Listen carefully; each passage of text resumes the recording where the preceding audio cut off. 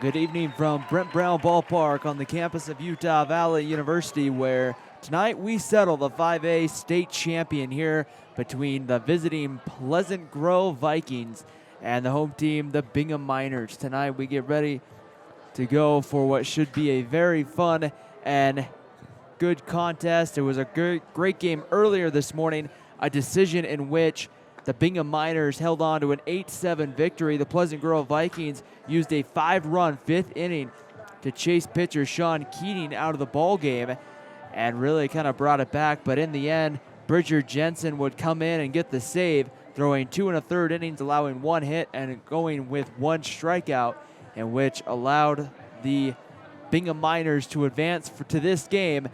And right now, we're going to settle the state champion tonight, as it will be Bingham will be the home team tonight.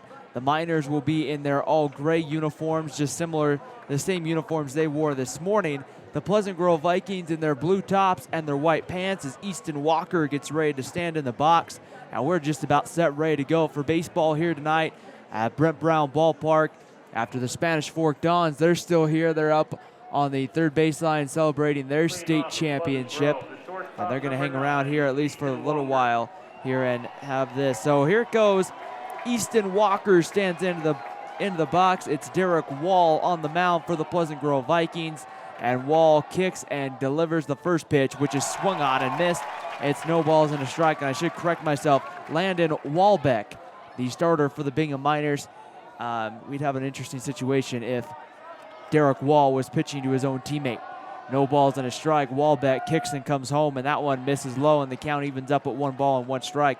Let's give you the starting lineup for the Pleasant Grove Vikings. Leading off will be shortstop Easton Walker. Ben Eldridge, the second baseman, bats second. Peyton Henry, third, behind home plate. Bub Wild, the third baseman, hits fourth. Chase Merrill, fifth. Zach Peterson, sixth. As the 1-1 pitch is swung on and drilled to center field, but getting back is Matthew Dang, and he'll put it away for the first out of the ball game.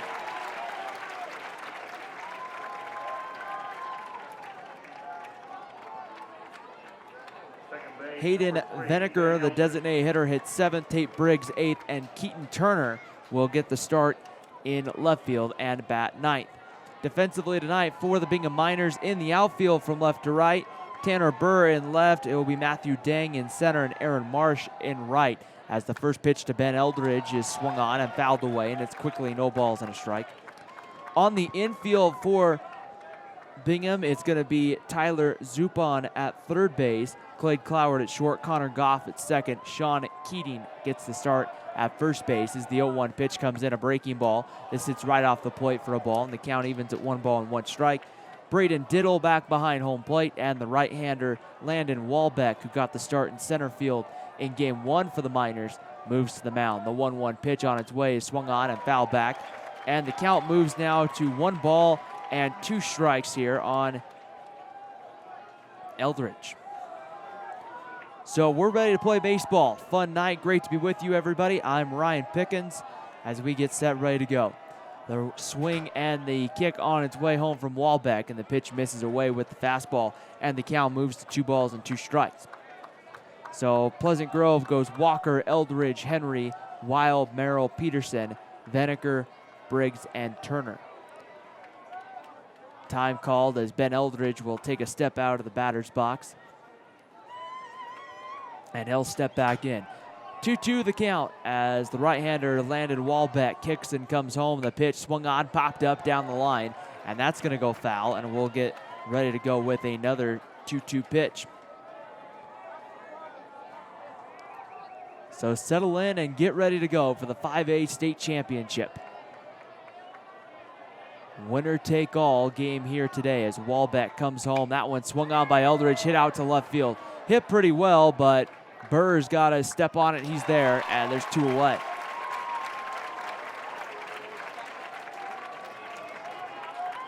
So 2 batters and 2 fly balls, and that's going to bring up Peyton Henry.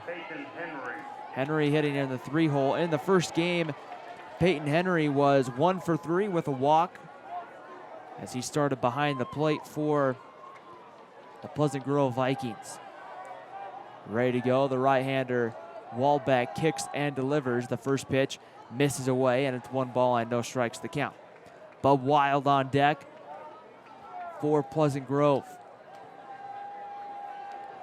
1 ball and no strikes to count. The right-hander Wallback kicks and comes home. That pitch swung on by Henry and hit to right.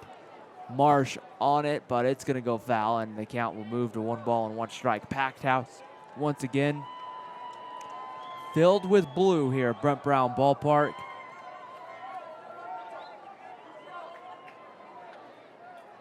As we'll go get some new baseballs already over in the Bingham dugout. The Miners occupying the home third base dugout. And Pleasant Grove will be in the first base dugout tonight as we play baseball for a state championship. 1 ball, 1 strike to count. Wallbeck working on the mound. He comes set.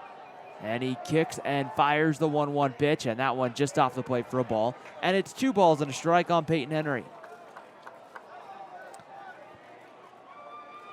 Wallbeck working pretty quick, doesn't come off the mound very much. Ready to go, the 2-1 wind and delivery comes. That ball swung on ground and right back up the box for a base hit. And Peyton Henry has the first hit of the ball game, and the Vikings will bring up Bub Wild here with 2 away. That was just a ground ball that went right up through the middle, and a good job there by Peyton Henry of getting that first hit. Here comes Bub Wild, the third baseman. Malik Overstreet going to quickly come in and speed up run for Peyton Henry.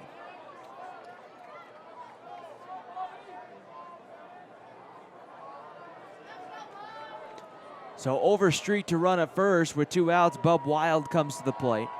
Wild was very key on the mound, pitching 2 innings, not allowing a hit or a run against the Miners earlier this morning into the early afternoon. Wallbeck for the first time from the stretch tonight, a breaking ball. It settles on the outside corner for a called strike, and it's 0-1. Running over at first base is Malik Overstreet. He gets the lead here for the Pleasant Grove Vikings. Working from the stretch, here comes Landon Wallbeck up the middle, double play depth. The 0-1 pitch swung on and missed. It's no balls and 2 strikes as Wild took a big cut there and came up empty. Winner take all in this one here, top of the first inning. Ready to go, the 0-2 pitch. Getting his lead over at first is Overstreet. Set, ready to go. The snap throw over, and the tag applied by Keating, but it's not in time. Everybody gets back here on what is setting up to be a great night for baseball, a packed house to decide who's going to win this state championship. Overstreet the lead at first. The snap throw almost came from Diddle there as he popped up quickly, acted like he was going to snap it down, but decided not.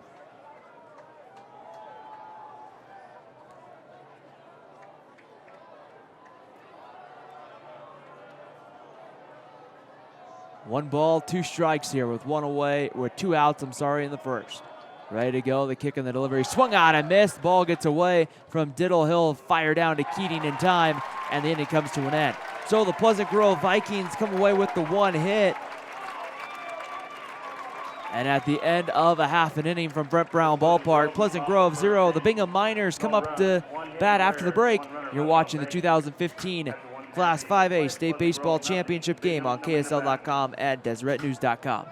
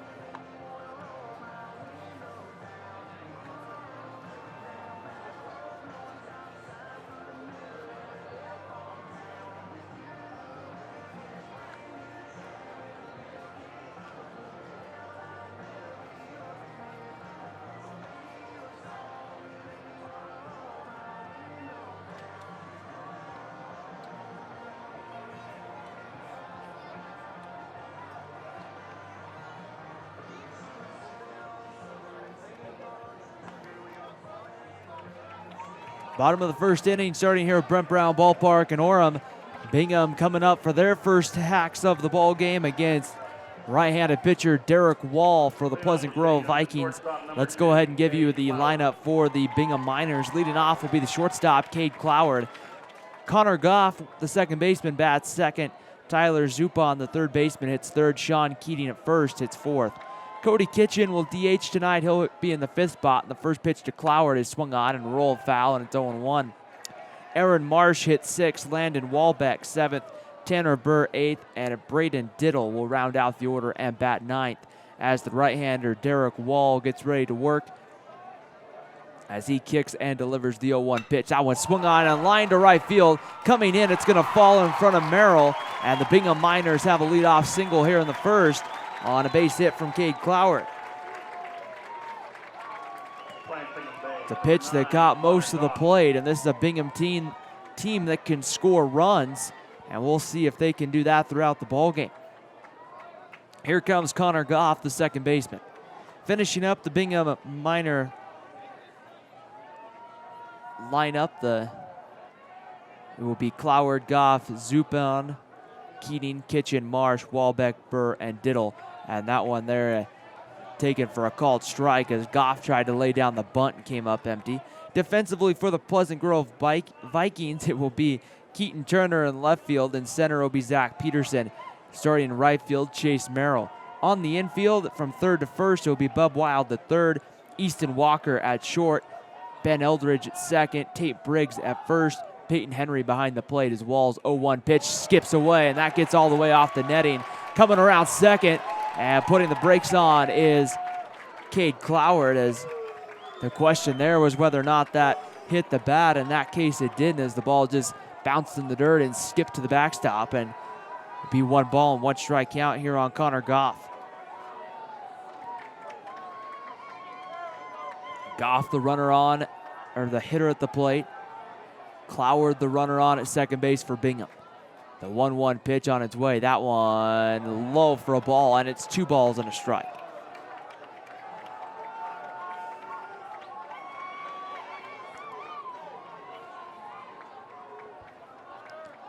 Goff ready to go here in the box, and the 2-1 pitch swung on and missed, and the count evens now at 2 balls and 2 strikes here on Connor Goff.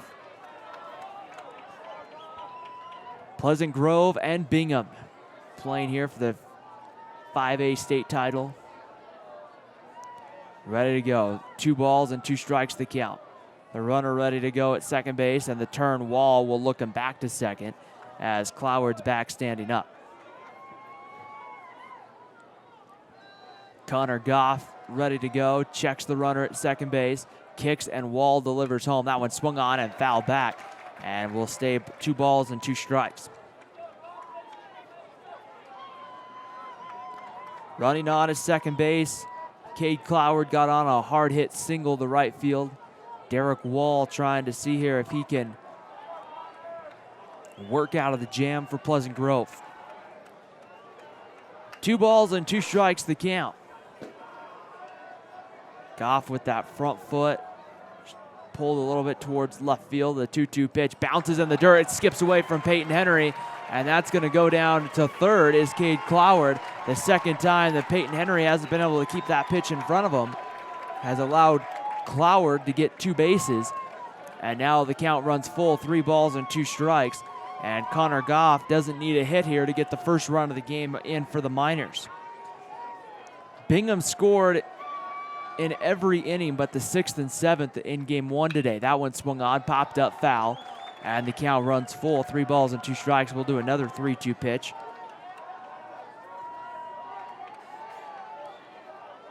Derek Wall set, ready to go, kicks and delivers the 3-2 pitch, bounces in, ball 4, and on is Connor Goff here in the first. So the first 2 Miners to come to the plate reach, and now Tyler Zupon's going to come to the plate.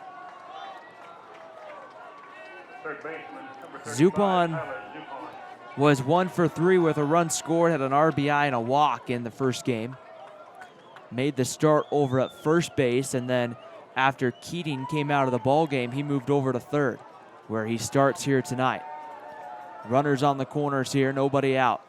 And the line and the delivery from Walls right on the outside corner for a called strike. And it's 0-1.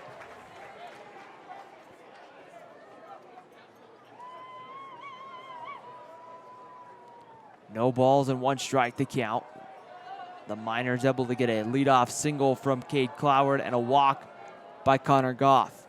Goff goes here. That pitch is low for a ball, and Goff takes second base uncontested. So now a base hit potentially puts Bingham up a quick early 2-0. Derek Wall, the right-hander, working here on the mound. Ready to go with the 1-1 pitch. And that one's over for a called strike, and it's 1 ball and 2 strikes on Tyler Zupon. Sean Keating, the first baseman, on deck.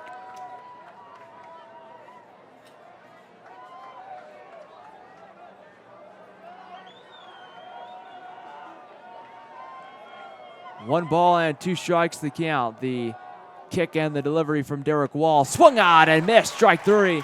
A huge strikeout from Derek Wall, and the first out of the innings recorded. First strikeout of the evening for Wall, and now Sean Keating's going to come up to the plate. Number 13, Sean Keating. Keating in the first game 1 for 3, including a walk. Pitched, of course, started the game and went 4 2/3 for Bingham. Allowed 7 earned runs, walked 5. So not the most impressive line for a pitcher, as Keating will step out of the box here. But again, it was just enough for the Bingham Miners to be able to move into this evening's game. Keating stands in. The first pitch is going to be low and inside for a called strike, and it's no balls and a strike here to Sean Keating. Cody Kitchen in the on-deck circle for the Miners. Threatening here once again in the bottom of the first inning. Runners on at second and third. The right-handed pitcher, Derek Wall, set, looks in, and kicks and delivers home. That one right in there at the knees again for a called strike, and it's quickly no balls and 2 strikes on Sean Keating. Running at third base, Cade Cloward. Connor Goff, the runner on at second base. Derek Wall from the stretch, kicks and delivers. That one swung on, fouled straight back.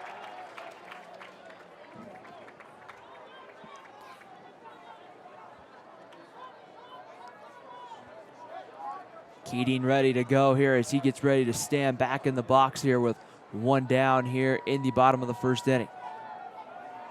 Runners get their lead here for the Bingham Miners.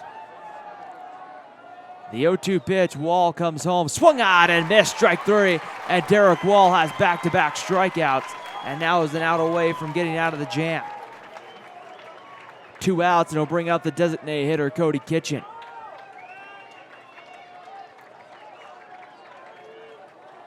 Kitchen here needing a very clutch RBI opportunity here for Bingham to try to put the Miners up. Wall comes in, first pitch swung on and missed, and it's 0-1. So Derek Wall unfazed after the Cade Cloward single, and then the 2 pass balls or wild pitches. However, they'll be ruled, moving Cloward to third, and then Connor Goff's walk hasn't fazed him too much here. The 0-1 pitch coming home, that one right in there again, called strike 2, and it's quickly no balls and 2 strikes to Kitchen.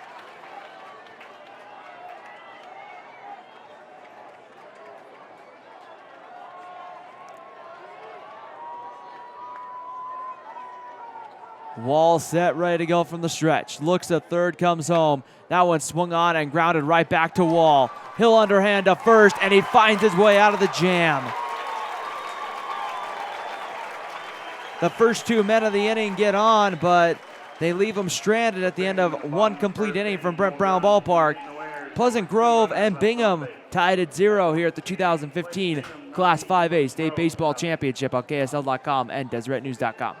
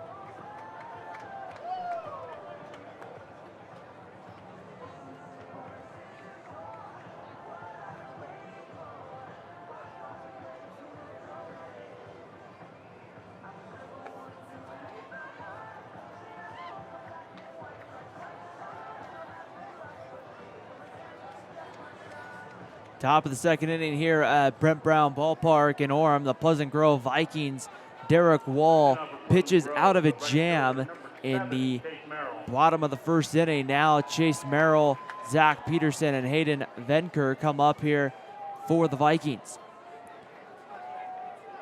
Merrill will stand in here from the right side, and the first pitch on its way is check swing, but he held up. It'll be 1 ball and no strikes. Merrill trying to erase that first game in which he had 0 for 4 with 3 strikeouts. He'd like to have a much better game this afternoon as the 1-0 pitch is swung on, and there's a fly ball hit to right field. Aaron Marsh gives it a look, but it's going to go foul and be 1 ball and 1 strike. Pleasant Grove looking to try to take home the state baseball title. The Bingham Miners looking there as well. The right-hander, Landon Walbeck, comes home. The 1-1 pitch is low for ball 2, and it's 2-1 on Chase Merrill. Pleasant Grove getting to the championship last year before dropping a game to the Jordan Beat Diggers. The 2-1 pitch on its way home, swung on by Merrill. That ball's hit very well out to deep left center field. Coming over, though, is Matthew Dang to make the play for the first out of the inning.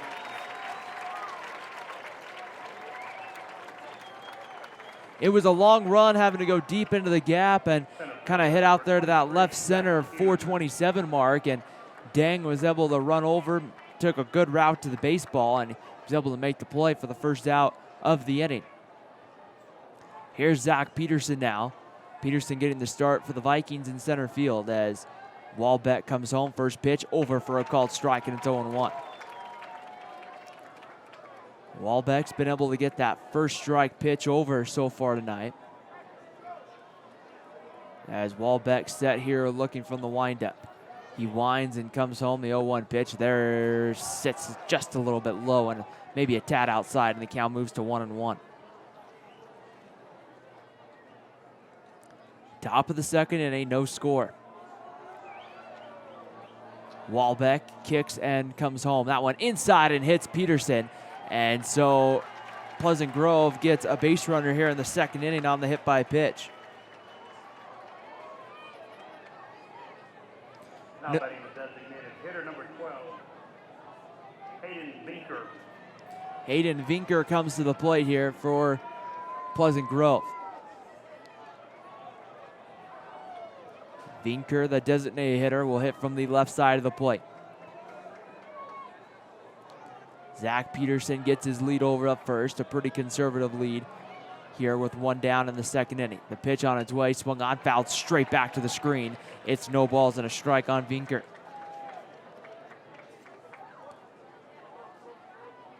Landon Walbeck, the starting pitcher for the Bingham Miners. Not taking too much time in between pitches, just pretty much waiting on the hitter to get back right back in the box. Walbeck set here working from the stretch. Comes in, the 0-1 pitch, runner goes. That one swung on, popped up. Peterson's going to have to quickly dash back to first. It's caught, and the throw over is in time. They double him off. Zupon made the catch and just made an easy throw over to double off Peterson, and the inning is over. So quickly go the Pleasant Grove Vikings on the double off on the pop-up by Vinker, ends the inning. We head to the bottom of the second inning here at Brent Brown Ballpark. Pleasant Grove 0, Bingham 0. You're watching the 2015 Class 5A State Championship game on KSL.com and DeseretNews.com. No errors. There were no runners left on base.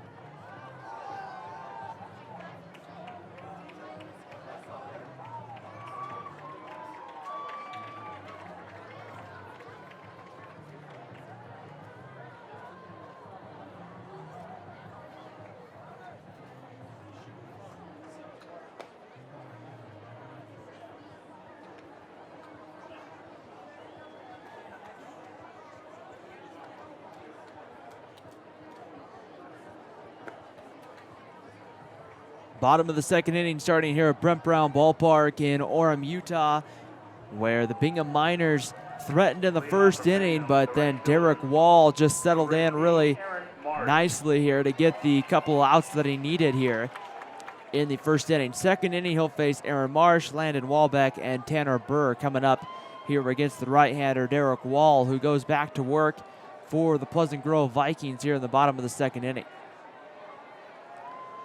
Marsh, the starting right fielder, stands in. First pitch he sees, he kind of has to turn out of the way as it's taken for a ball, and it's 1 ball and no strikes. Marsh was 2 for 4 in the first game with 2 of the 8 RBIs for the Bingham Miners. As we talked about it in the first game, this Bingham team can swing the bat. Wall delivers the 1-0 pitch. That misses high with the fastball, and it's 2 balls and no strikes.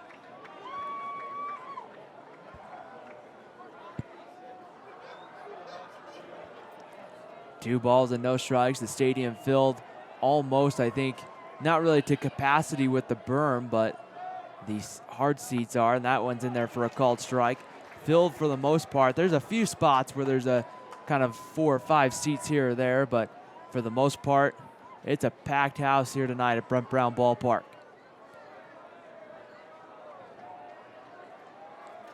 Derek Wall kicks and delivers the 2-1 pitch. Swung on, grounded to third, and it's going to be a foul ball, says third base umpire Mike Reimer.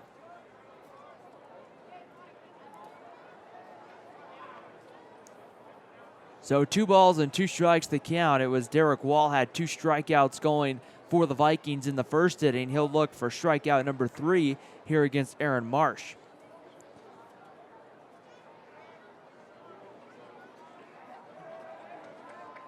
And Marsh stands back in the batter's box here. That even stance set, ready to go. The 2-2 pitch coming home. That one swung on, line into right field. That's going to fall for a base hit in front of Chase Merrill out in left field.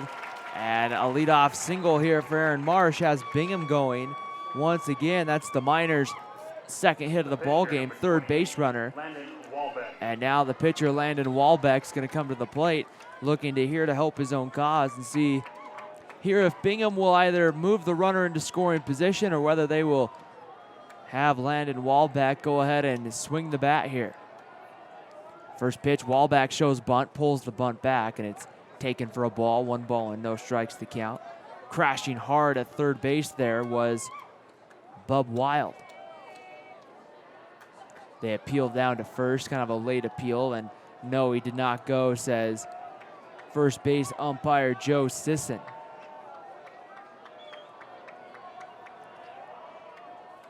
One-0 pitch on its way. Walbeck pulls the bunt back, and they're going to say he didn't go again, and it'll be 2 balls and no strikes. Pleasant Grove wanted a little bit of an explanation there as to why. Home plate umpire telling the Pleasant Grove coach, hey, calm down, don't worry. Pickoff move, diving back safely and getting underneath the tag was Aaron Marsh. Very quick move there from Derek Wall. He put the ball right where you should, kind of low and easy for the first baseman, Briggs, to apply the tag, but the guy gets under the tag. The 2-0 pitch, bunt laid down to the third. Fielded cleanly. They're going to go to second for 1. No one's covering the bag. Everyone's safe. Eldridge wasn't expecting the throw from Bub Wild, and so his foot wasn't on the bag, and sliding in safely was Aaron Marsh, and Bingham's got a couple of men on. And now Tanner Burr comes to the plate here. And we're going to have a speed-up runner here for the Miners as Chad Wilson pops off the bench, and he'll run here for the pitcher, Walbeck.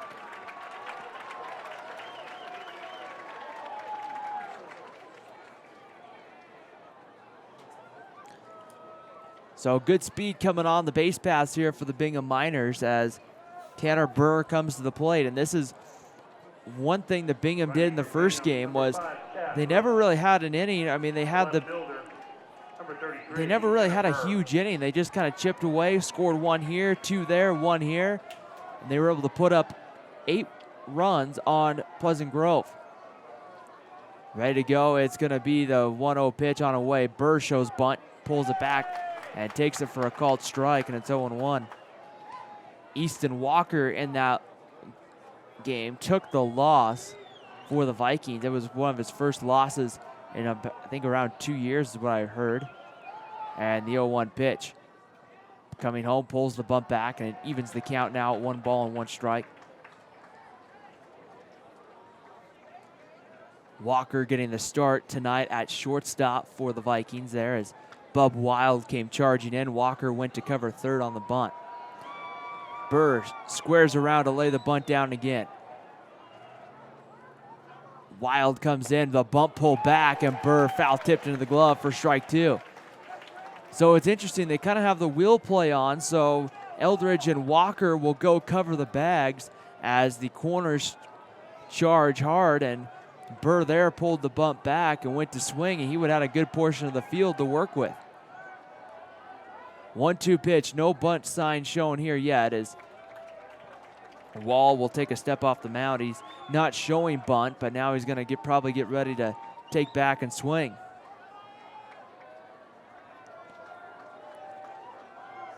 1-2 pitch, Wall comes in, breaking ball swung on. That one's hit into shallow center field. That's going to fall for a base hit.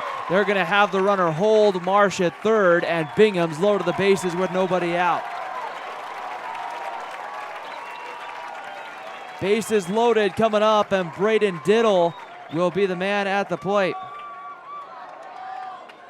The catcher, number 34, Braden Diddle. And Bingham here, an opportunity really to open this one up here early on against Derek Wall. No score, bottom of the second inning. Miners for the second straight inning threatening. Last time Derek Wall was able to come back and get the 3 outs. First pitch on its way to Diddle is in there for a called strike, 0-1. In the first, Wall struck out Zupan, Keating, and then got Kitchen to ground out right back to him to end the Miners' threat. Bases full, the 0-1 pitch. That one bounces in. A good job there by Peyton Henry to keep that one in front of him, and the count runs to 1-1. Outfield playing pretty straight away, all the way around the board here for Bingham. The 1-1 pitch, Wall comes home. That ball swung on, grounded to short. Walker goes to Eldridge for one. The relay to first in time for the double play, but coming in to score is Aaron Marsh, and it's 1-0 Bingham.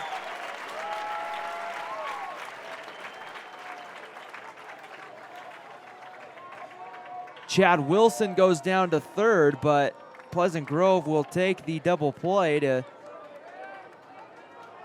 erase 2 of the base runners, and now back to the top of the lineup in Cade Cloward. So Bingham with the early lead, but the double play ball only keeps 1 man on base as Connor Goff, the runner down there at third. A delivery home from Wall. That one skips away, coming in to score. Here comes Wilson, the throw not in time. It's 2-0 Bingham.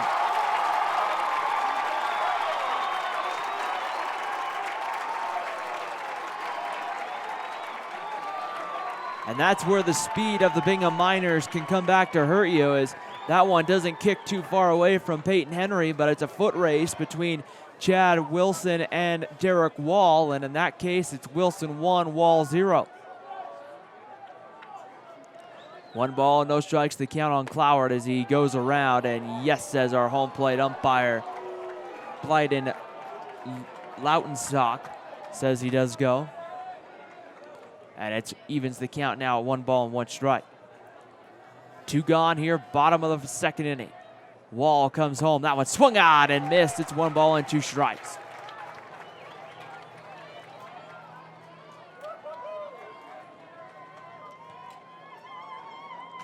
Wall ready to go here once again. Looks into Peyton Henry, gets the sign. The kick and the delivery, breaking ball, and that one blocked in the dirt. And will go to the backstop, and the count evens at 2 balls and 2 strikes.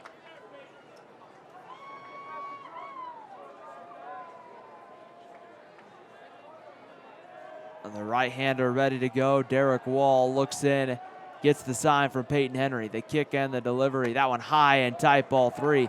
And the count runs full, 3 balls and 2 strikes here on Cade Cloward.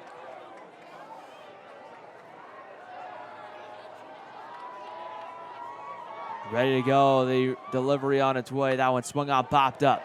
That one will go foul, and we'll have another 3-2 pitch.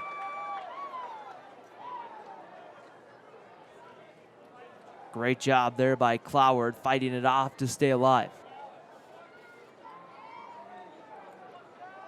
The right-hander, Derek Wall, looks in. He kicks and comes home. The 3-2 pitch. Low ball 4, and Cade Cloward draws a 2-out walk to keep the inning going for Bingham. And now that brings up Connor Goff. Number 9, Connor Goff. Goff back in the second inning walked and then stole second base and then got stranded. It was him and Cade Cloward on second and third when Derek Wall was able to find a way to get the outs. And the pitch on its way, that one swung on by Goff and hit hard but foul, and it's 0-1. The Bingham Miners opening up a 2-0 lead here, giving Landon Walbeck some run support. No balls and a strike. The 0-1 pitch. Wall comes in. There's a bunt pulled back. Going down is Cade Cloward. The throw in on a hop. Cut off by Eldridge as that was in danger of getting away. And so Cloward gets the stolen base. And there's Bingham showing that speed again on the base pass that they're willing to try to take that extra base.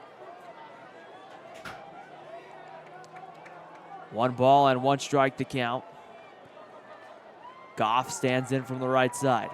Wall set, ready to go. He kicks and delivers the 1-1 pitch. Swung on. That one's lined to center field. Is it going to stay up? Diving and making the catch in center field is Peterson. A diving catch keeps a run off the board, but the Bingham Miners score 2 at the end of 2 complete from Brent Brown Ballpark. It's Bingham 2, Pleasant Grove 0. You're watching the 2015 Class 5A State Baseball Championship game on KSL.com and DeseretNews.com.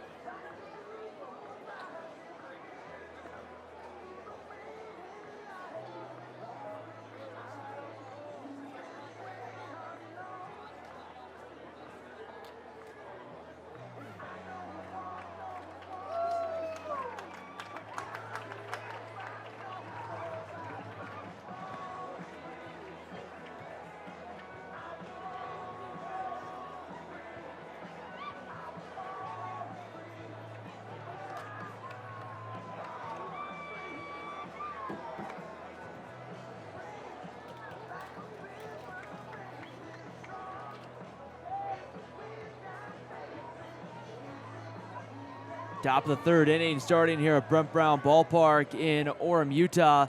The Pleasant Grove Vikings find themselves down 2-0 to the Bingham Miners as Tate Briggs, Keaton Turner, and Easton Walker come up to face the right-hander Derek Wall. The right-hander Landon Walbeck. Walbeck ready to go on the mound, and the right-hander winds, kicks, and comes home. The first pitch, a breaking ball. It's in there for a called strike to Briggs, and it's 0-1. Briggs in the first game of the day was 2 for 3 with an RBI. As he's set, ready to go on the mound, Walbeck kicks and delivers the 0-1. Swung on and missed. It's no balls and 2 strikes on Tate Briggs.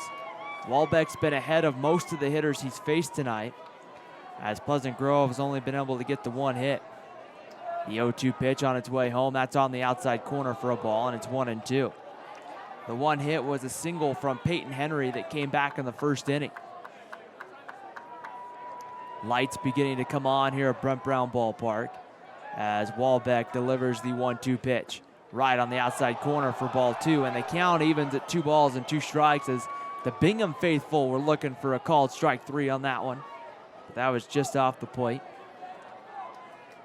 And the 2-2 pitch, Walbeck kicks and delivers, and that one misses ball 3, and the count runs full 3-2. So Walbeck, who was ahead in the count 0-2, now falls behind 3-2. Walbeck set, ready to go. He winds and delivers. That's a ball that was low, ball 4, and getting on here to start the third is Tate Briggs with a walk. So Briggs gets on. That's going to bring up Keaton Turner, the left fielder. Number 5, Keaton Turner. Turner did not start in the first game. He did warm up as a relief pitcher, but then didn't come in. That first game took about 2 hours and 40 minutes. Ready to go, the bunt showed, popped straight up in the air, giving it a look, but not going to be able to get there is Braden Diddle, and it's no balls and a strike. If you're going to lay the bunt down, you got to get it square in the ground, not pop it straight up in the air. No balls and a strike to count as Turner will get ready to step back in the box. Tate Briggs, the runner over at first base. Easton Walker in the on-deck circle for Pleasant Grove.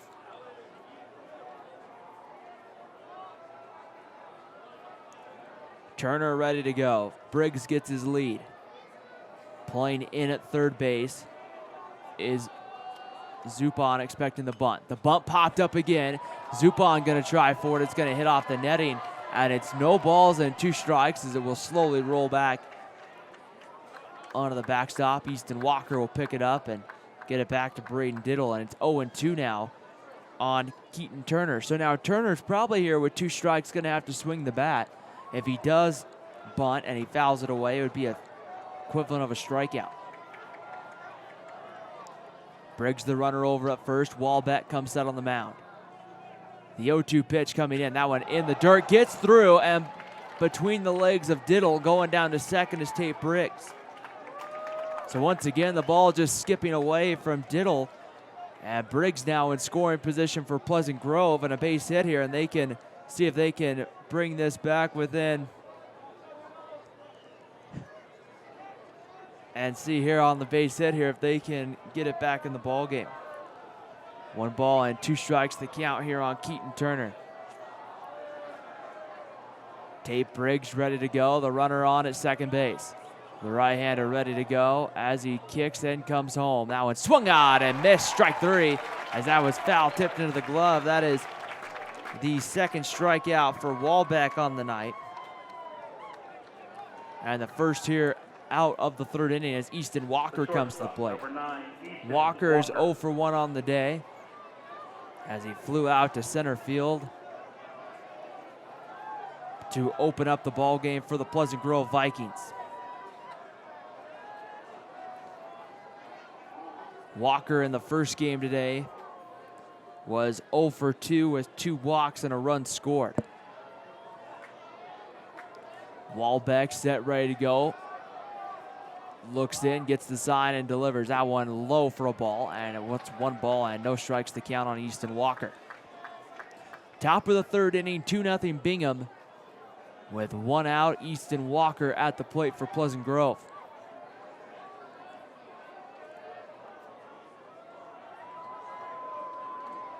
Walbeck set, takes a look at second base, and turns around, and he'll check Tate Briggs back to second base. Very nice crowd at the ballpark tonight for this one. Winner gets the 5A state championship. 1 ball and no strikes to count. The right-hander comes set, checks the runner, comes home. That one breaks low and away, ball 2, and it's 2 balls and no strikes to count on Easton Walker. Ben Eldridge in the on-deck circle for Pleasant Grove if the inning should continue.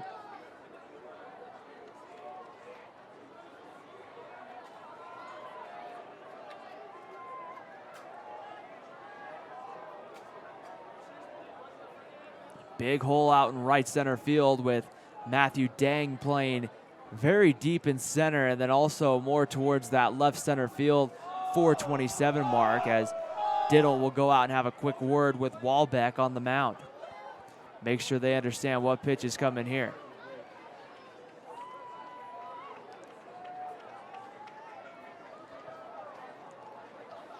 Walker will look down into the third base coaching box and now will stand in the batter's box here. The conference quick visit on the mound over here from Diddle. Walbeck set, kicks, and comes home. That one swung on by Walker, hit to right field. Aaron Marsh coming over, and he's going to make the catch in foul territory, tagging and going down to third. And sliding in there is going to be Tate Briggs. And with 2 outs, Pleasant Grove has a runner on at third base, and the Vikings need to try to get it in. With 2 outs, Ben Eldridge coming to the plate. Eldridge 0 for 1. He flew out to left field back in the first inning. Number 3. Now Eldridge here with 2 outs could cut the lead in half with a base hit. A big opportunity here for Pleasant Grove. Landon Walbeck winds and comes home. First pitch over for a called strike, and it's 0-1. With how good of offense this Bingham minor team has, anytime you can get runs, you need them tonight. 0-1 pitch, Walbeck is set, and he kicks and delivers. That one low and away with the fastball, and it's 1 ball and 1 strike.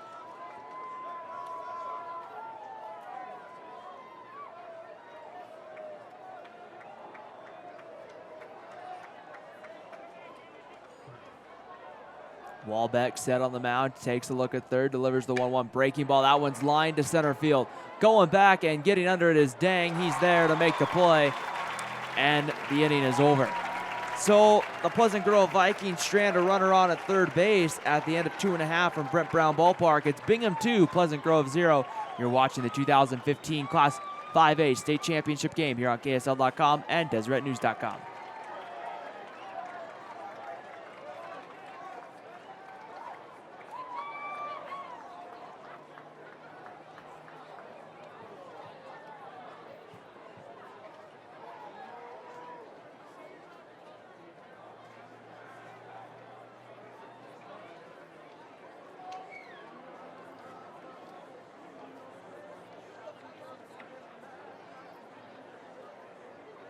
For Pleasant Grove in the top half of the third inning. No runs, no hits, no errors. There was 1 runner left on base.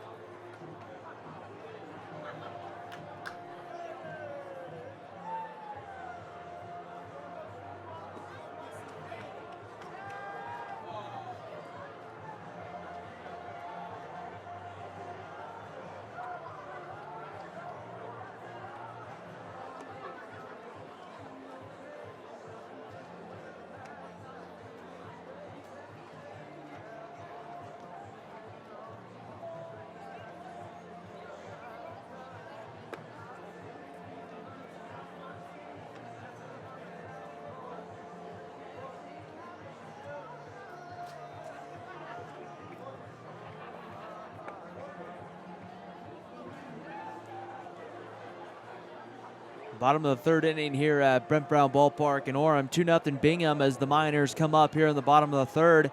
Tyler Zupon, Sean Keating, and Cody Kitchen coming up 3, 4, and 5, coming up against the right-hander Derek Wall. Zupon went down on strike, swinging back in the first inning.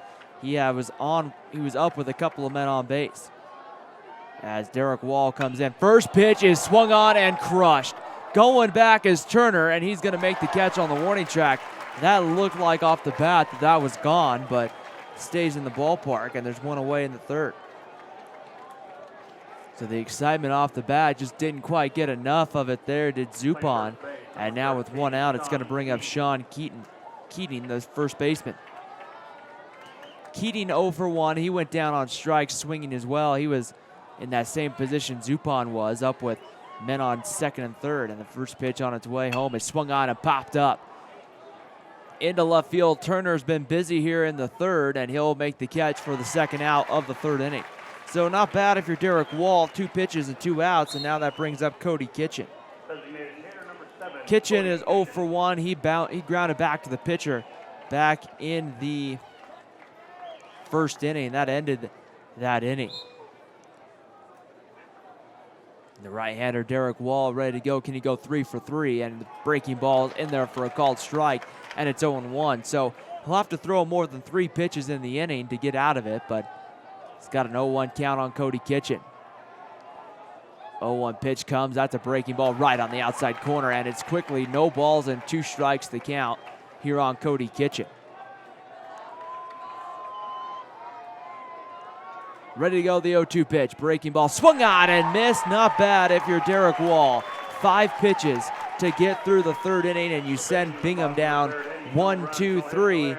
The 3rd strikeout for Wall at the end of 3 complete from Brent Brown Ballpark. Bingham 2, Pleasant Grove 0. You're watching the 2015 Class 5A State Championship game here on KSL.com and DesRedNews.com.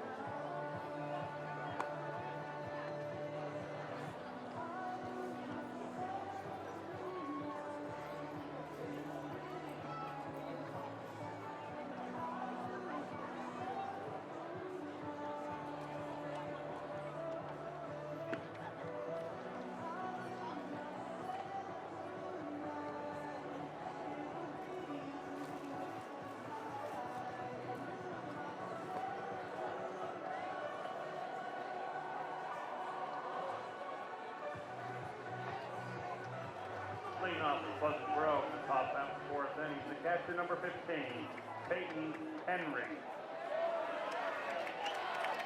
Top of the 4th inning here at Brent Brown Ballpark. Peyton Henry, Bub Wild, and Chase Merrill, 3, 4, and 5, coming up here against the right-hander Landon Walbeck. Walbeck ready to go back to work as some action begins to go down in the Bingham bullpen. Walbeck's only allowed 1 hit tonight to the Vikings, and that's Peyton Henry, and he's got both hits tonight for Pleasant Grove. Fastball that caught most of the plate, and Peyton Henry then just hit it right back up the box, and with nobody out, that's going to bring up Bub Wild, the 3rd baseman. Wild on the night was 0 for 1, went down on a strikeout. Malik Overstreet back in to run for Peyton Henry at first.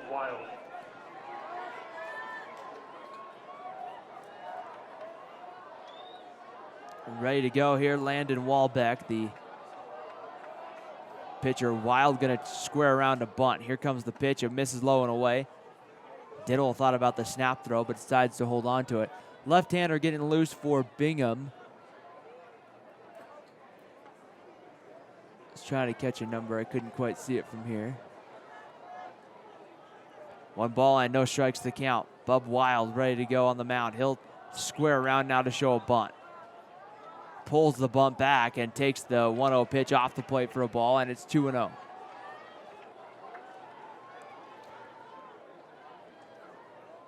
Pleasant Grove in the blue tops and white pants. Bingham in the all gray uniforms. Wild squares around a bunt, lays it down right to first. Fielded cleanly by Keating, who will turn and touch the bag for the first out of the inning. Moving down to second is Malik Overstreet. And the Pleasant Grove Vikings now have a runner in scoring position. So here's an 0 for 1 Chase Merrill. Merrill flew out to center field, and Matthew Dang back in the 2nd inning to start everything going here for Pleasant Grove, trailing this one 2-0. Hits have been a premium for the Vikings. Only Peyton Henry able to come away so far with the 2 base knocks. Walbeck from the stretch takes a look at second, kicks and delivers. That one on the inside for a called strike, and it's 0-1.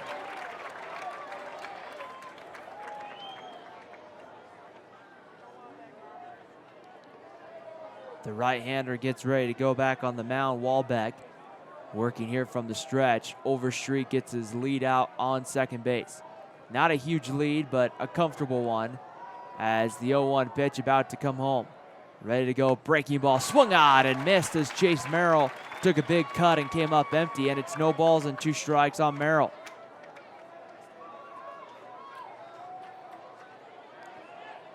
Walbeck here working from the stretch, takes a look into Diddle behind home plate. No balls and 2 strikes to count. Ready to go, Walbeck kicks and delivers a fastball high. And it's 1 ball and 2 strikes the count here on Chase Merrill. Zach Peterson on deck for the Vikings.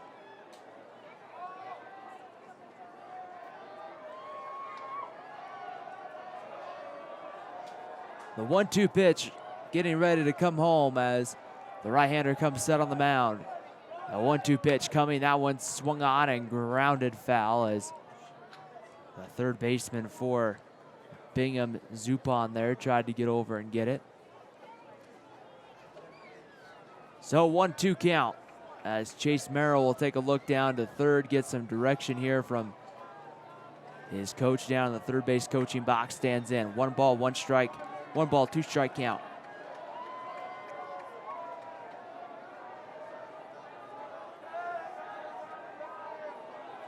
Time called and Merrill will take a step out of the box. It looks like Walbeck was just taking a little too much time out there on the mound.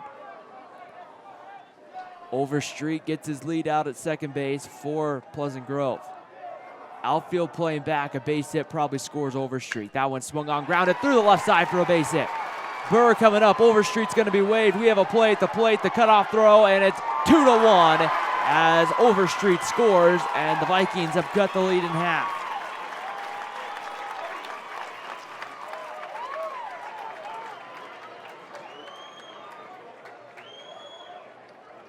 Chase Merrill has his first hit of the afternoon as he struggled in the first game today, going 0 for 4. He's now got his first hit, a single, and now with 1 out, Zach Peterson will come to the plate here in the 4th. Peterson was hit by a pitch back in the 2nd inning. And then he was on the base pass when Venker hit that hard line drive right at third. First pitch on its way, swung on, fouled straight back, and it's 0-1 as Peterson just got underneath the baseball just a little too much and fouled it straight back.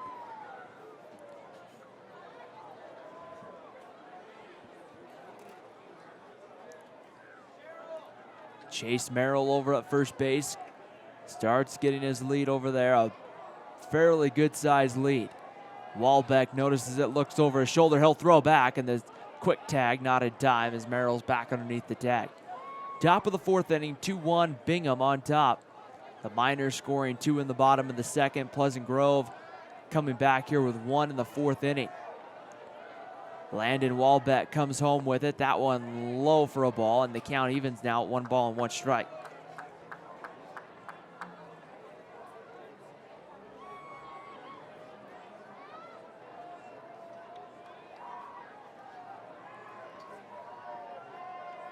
Merrill with the lead at first, another fairly good-sized lead. Wouldn't be surprised if he's going. 1-1, pitch not going. That one low and inside as Diddle keeps it in front of him, and it's 2 balls and a strike now. Dang in center field, playing more towards left center. And with Marsh hugging the line a little bit more, there's a huge hole out there in right center field if Peterson was to pull one out there into the gap.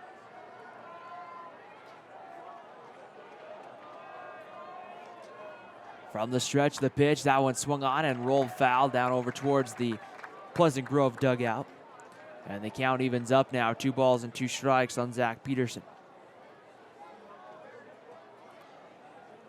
Bingham and Pleasant Grove, winner gets the 5A state championship.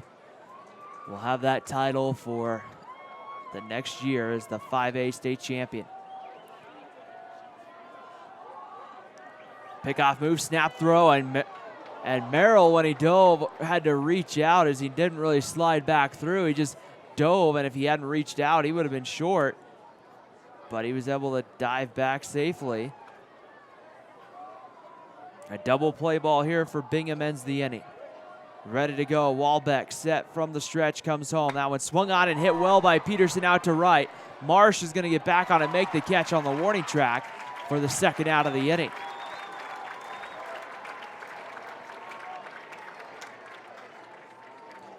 It's only 3-12 down the right field line, so Peterson drove it out towards there, but Marsh able to run it down, and now Hayden Vinker comes to the plate. Vinker hit a pop-up that went right to Zupon at third base, and Zupon was able to double off Peterson to end the second inning.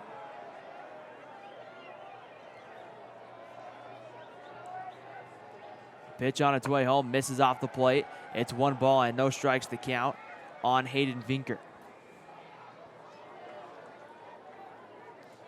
Vinker stands in from the left side of the plate here. Has a 1 ball, no strike count. 2 away, you just get a force at second and a force at first. And the 1-0 pitch about to come home. The delivery comes, that one sits right on the outside corner, and the count evens up now at 1 ball and 1 strike.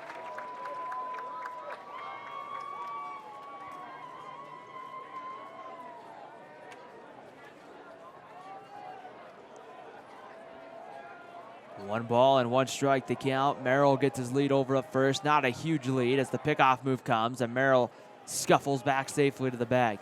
That's the thing. Merrill there didn't get a huge lead to the point of, really, Walbeck could have thrown over there, but it wasn't as big as lead as he's had before. There he gets another kind of conservative lead. Walbeck just completely looks right over his shoulder over at first.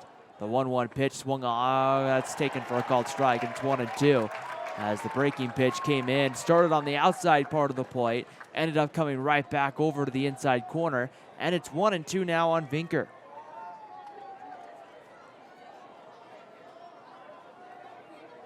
Merrill with the lead. Walbeck set, throws back over, and back sliding there is Chase Merrill. 2 down here in the top of the 4th inning. Pleasant Grove scoring 1 to bring it back within 1 run. 1 ball and 2 strikes to count. The pitch and the delivery, that one off the plate for a ball, and the count runs even now. 2 balls and 2 strikes. Tate Briggs in the on-deck circle for Pleasant Grove if the inning should continue. The left-hander getting loose for Bingham has quit throwing, but just kind of standing on the mound, probably giving his arm a little bit of a break here. The 2-2 pitch out, and not handling the throw. Diddle tried to pull it out as the runner Merrill was going, and Chase Merrill steals second base uncontested. And now the count runs full here on Vinker. Walbeck's going to have to come somewhat over the plate here to Vinker. The tying run in scoring position. Walbeck set, ready to go on the hill. Takes a look at second, a long look, and delivers the 3-2 pitch. Swung on, popped up. This is playable. Keating is there, and he's got it for the final out of the 4th inning. But the Pleasant Grove Vikings get a base hit from Peyton Henry and an RBI single from Chase Merrill at the end of 3.5. It is Bingham 2, Pleasant Grove 1. You're watching the 2015 Class 4A Class 5A State Baseball Championship game on KSL.com and DeseretNews.com.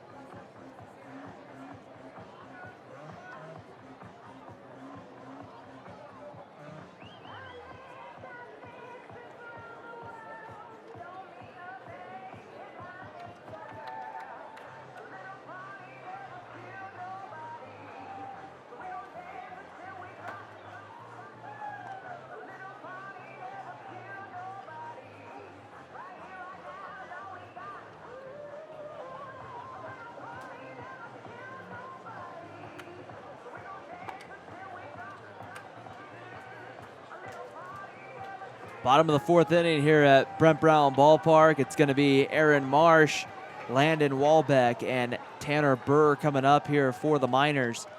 This is the same part of the lineup that started everything back in the 2nd inning.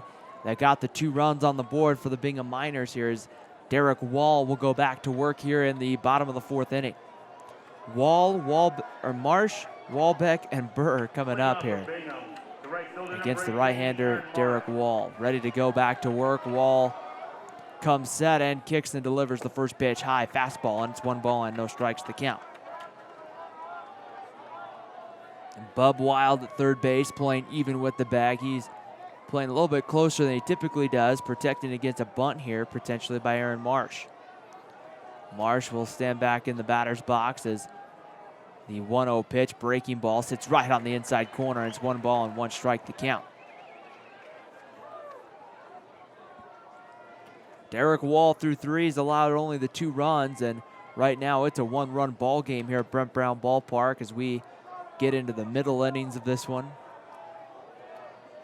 1 ball and 1 strike to count. The right-hander winds, kicks, and delivers. There's a breaking ball that misses well off the plate, and it's 2 balls and a strike.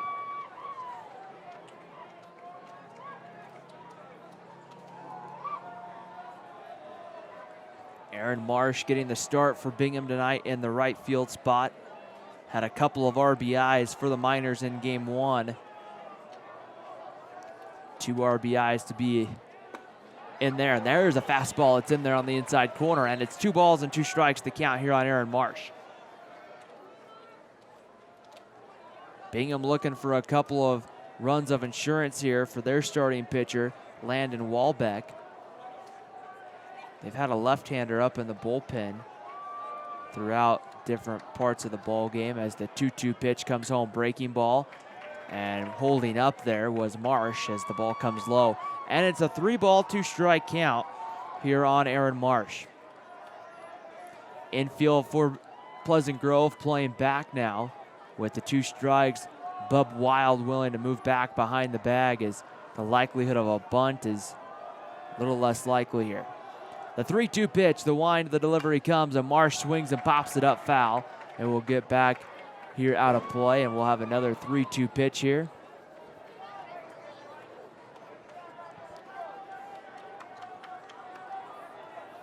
Three balls and 2 strikes to count. Wall ready to go. On the mound, looks in, gets the sign from Peyton Henry. And sends home the 3-2 pitch. That one swung on, fought off into right center field. Coming over, reaching up and making the play is Zach Peterson for the first out of the 4th inning. That was just an inside pitch and on the inner part of the plate that Marsh did a good job of fighting off, but just went to go into right center field, and Zach Peterson having enough speed to be able to run the baseball down. With 1 out, here's Landon Walbeck. Walbeck hit into a fielder's choice in the second. The first pitch comes in, he swings and pops it up. Down the line, long run for Eldridge, and Merrill coming in. He's going to make the play in right field. Right in front of the pitcher's mounds down there in the Pleasant Grove bullpen, and there's 2 away. So with 2 outs, the left fielder Tanner Burr comes to the plate. Burr had a single in the second, and then got out on a 6-4-3 double play that the man on deck, Braden Diddle, hit into. Burr stands in, sees the first pitch, and takes that one low for a ball, and it's 1 ball and no strikes to count. The right-hander Derek Wall getting ready to work. The 1-0 pitch comes, another breaking ball, sits right in there at the knees, and the count evens up at 1 ball and 1 strike.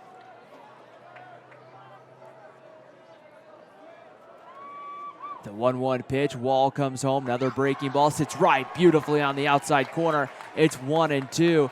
The late break movement there just froze Tanner Burr as it ended up sitting right on the outside corner. The 1-2 pitch on its way, breaking ball, swung on and rolled slowly to third. Zupon, Wild can't handle it, and reaching base is going to be Tanner Burr, and that's going to be probably an E5 there against Wild. Wild had that one in his glove. Had he fielded it cleanly, he would have been able to make the throw, but instead it's going to go down as an E5, and it keeps the inning alive for Braden Diddle. Diddle grounded into a 6-4-3 double play back in the second inning. After the 2 runs had come in to score, Bingham had the bases loaded, looking to add more. But then Derek Wall gets Diddle the ground into the double play that only left a runner on at third, and where Cade Cloward would get stranded to end that threat.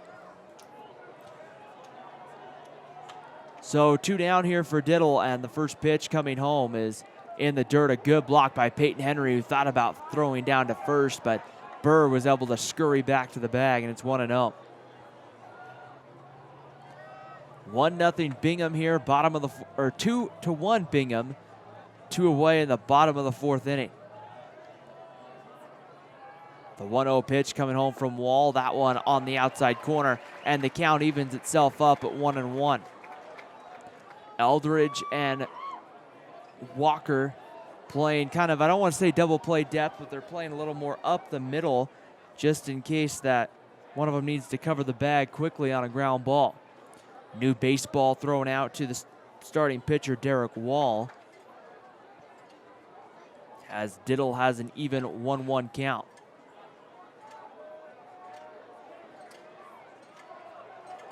Ready to go, the 1-1 pitch, breaking ball, swung on and missed. The ball kind of skips away from Peyton Henry, but he was able to get the baseball back, as holding at first was Tanner Burr, and it's 1 ball, 2 strikes. 1-2 the count here on Diddle. Derek Wall looking for the big strikeout pitch here in the bottom of the 4th inning.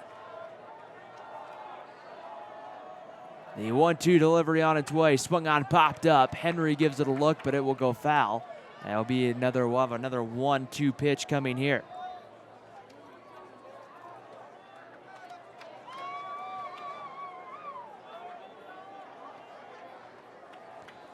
One ball and 2 strikes the count on Braden Diddle. Diddle wears 34, stands in from the right side.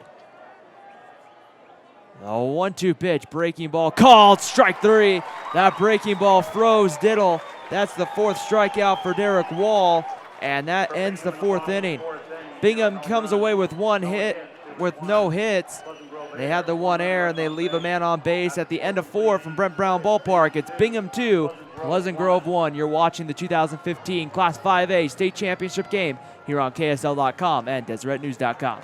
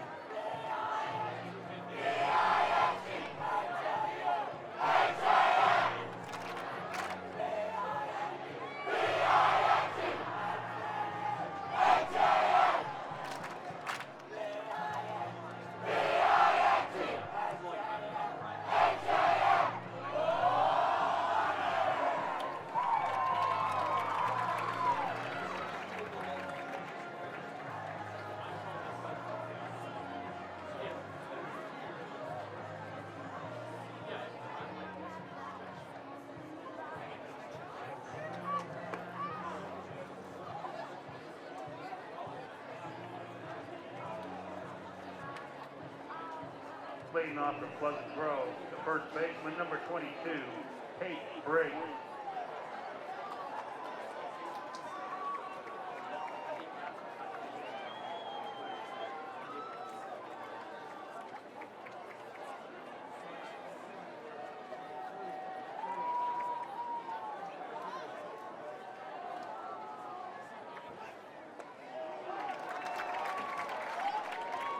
Top of the 5th inning, the Bingham Miners the Pleasant Grove Vikings coming up here, trailing by 1 here in the 5th. It's going to be Tate Briggs to lead it off, and he takes the called strike 2, and it's quickly 0-2. Briggs, Turner, and Easton Walker coming up here against Derek Wall, the left-hander continuing to start to get loose again. The 0-2 pitch, that one's on the outside corner for a ball, and it's 1-2. The Bingham crowd wanting that one because a similar pitch to where Landon Walbeck got the similar pitch to what Derek Wall got, as That one comes in and misses for a ball, and it's 2 balls and 2 strikes. Landon Walbeck, the starting pitcher today for the Bingham Miners. Ready to go with the 2-2 pitch. The right-hander kicks and comes home, does Walbeck, and that one's right there. Called, strike 3 on the inside corner. Landon Walbeck gets strikeout number 3 on the afternoon. There's one out here in the 5th, and Keaton Turner going to come to the plate. Turner's 0 for 1. He went down swinging back in the 3rd inning.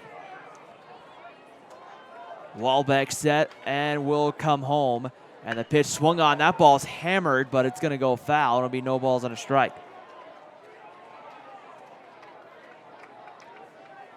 No balls and 1 strike to count here on Keaton Turner. The left-hander, I would imagine, just getting loose just in case Walbeck begins to struggle as the 0-1 pitch comes in. Swung on and missed as the changeup came, and way out in front there was Turner, and it's quickly no balls and 2 strikes. Walbeck looking for strikeout number 4 on the day as the wind and the delivery comes. That one bounces in, and it's 1 ball and 2 strikes to count. 2015 Class 5A state championship game. Though it's winner take all at this point after Bingham defeated Pleasant Grove earlier this morning to send it to the 2nd game. As time called, as stepping out of the box will be Turner. As we approach 7 o'clock here at Brent Brown Ballpark, lights beginning to come on. But overall, it's a nice night for baseball. 1-2 pitch, that one comes inside as Turner able to dance out of the way, and the count moves to 2-2. A packed house here at Brent Brown Ballpark. The Bingham side, I honestly think, is, for the most part, all covered. The 2-2 pitch coming in. That one swung on, lifted out to left field. Giving it a look is Burr. He runs over towards the line and makes the catch for the 2nd out of the inning.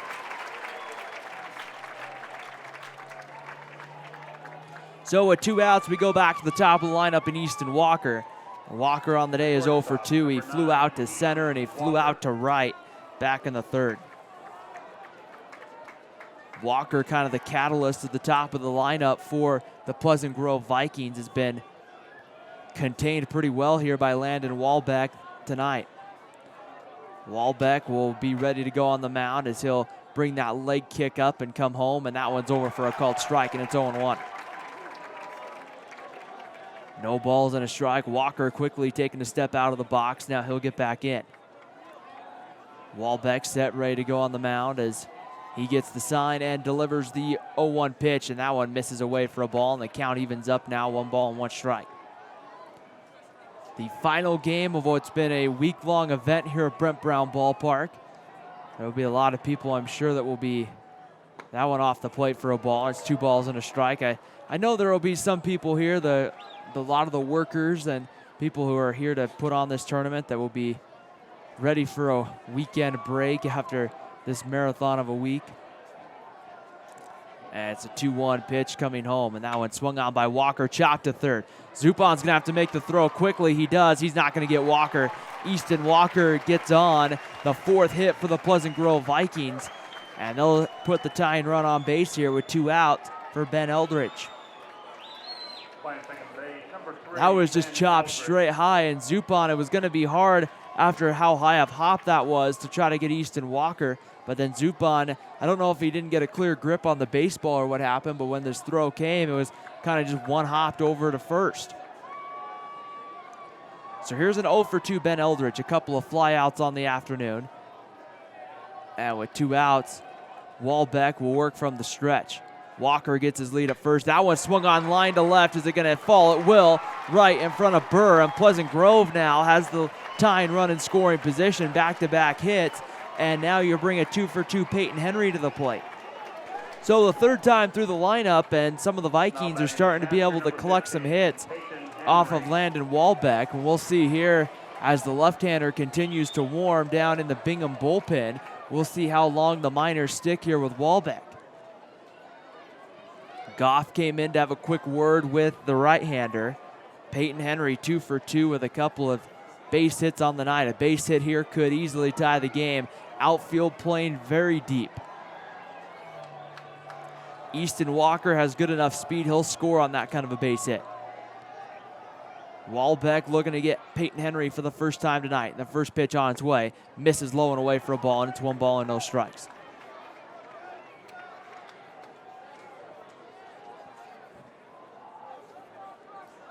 One ball and no strikes. The count. Runners get their leads. Eldridge at first. Easton Walker at second. The 1-0 pitch coming home. That one misses low and away, ball 2, and it's 2 balls and no strikes. They count here on Peyton Henry. Bub Wild in the on-deck circle for the Vikings. A 1-run ball game here at Brent Brown Ballpark. Just kind of the way you would order a state championship.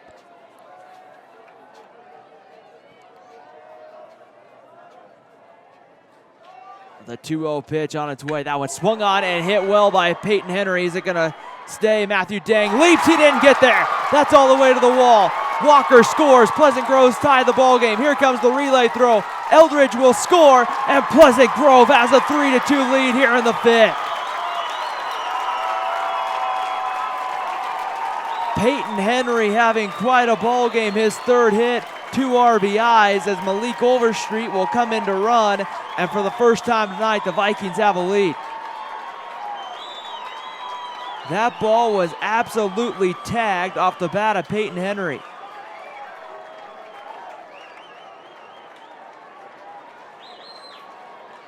It goes to one of the deepest parts of the park, too, which allowed Henry to get into second base.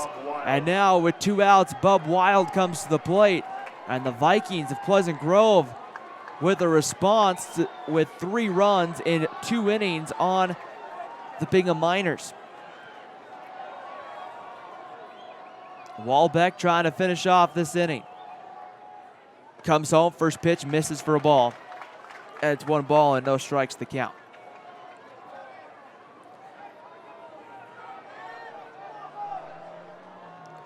One ball and no strikes to count on Bub Wild. Wild a strikeout and a sacrifice bunt on in this championship game. Crowding the plate. The 1-0 pitch taken on the outside corner, and the count evens at 1 ball and 1 strike. Crowding the plate does work pretty well as a hitter, because if that pitcher just misses inside just a little bit, you get on first base with the hit by a pitch. Wild is really crowding the plate here. First time I've noticed this today, as he was right on top of the plate. The breaking ball, that one misses for a ball, and it's 2-1 on Wild. The left-hander appears to be ready in the bullpen, just waiting for the call from Bingham if he's needed here. 2 balls and 1 strike to count. 2 outs, top of the 5th inning.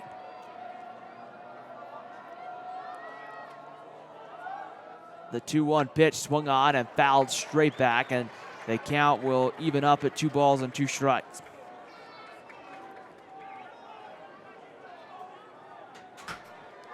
Wild will stand in the batter's box here. Overstreet gets his lead out on second base. Walbeck set to work here from the stretch, looking in, getting the sign here from Diddle. Checks Overstreet at second base, delivers the 2-2 pitch. Just off the plate, ball 3, and now the count runs full. 3 balls and 2 strikes here on Wild.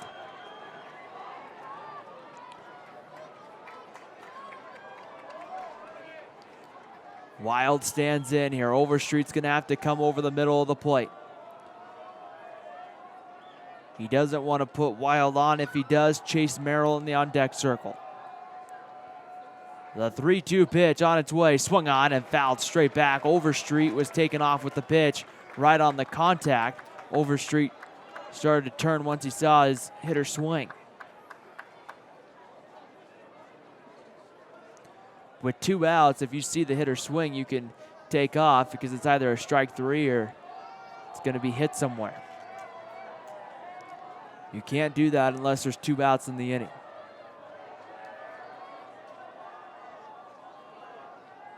Ready to go. The pitch comes in. Wild swings, and he fouls it away. And the count runs full. 3 balls and 2 strikes here with 2 down in the top of the 5th inning. Overstreet once again heads back to second base.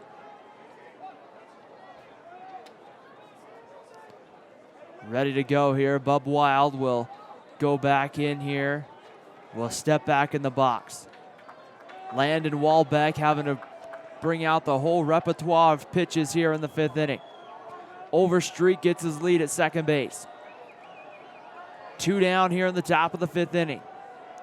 Walbeck looking for that final strike and get his team up in the bottom of the 5th inning. The 3-2 pitch. High, ball 4, Wild draws a walk, and Pleasant Grove, the inning will continue for Chase Merrill.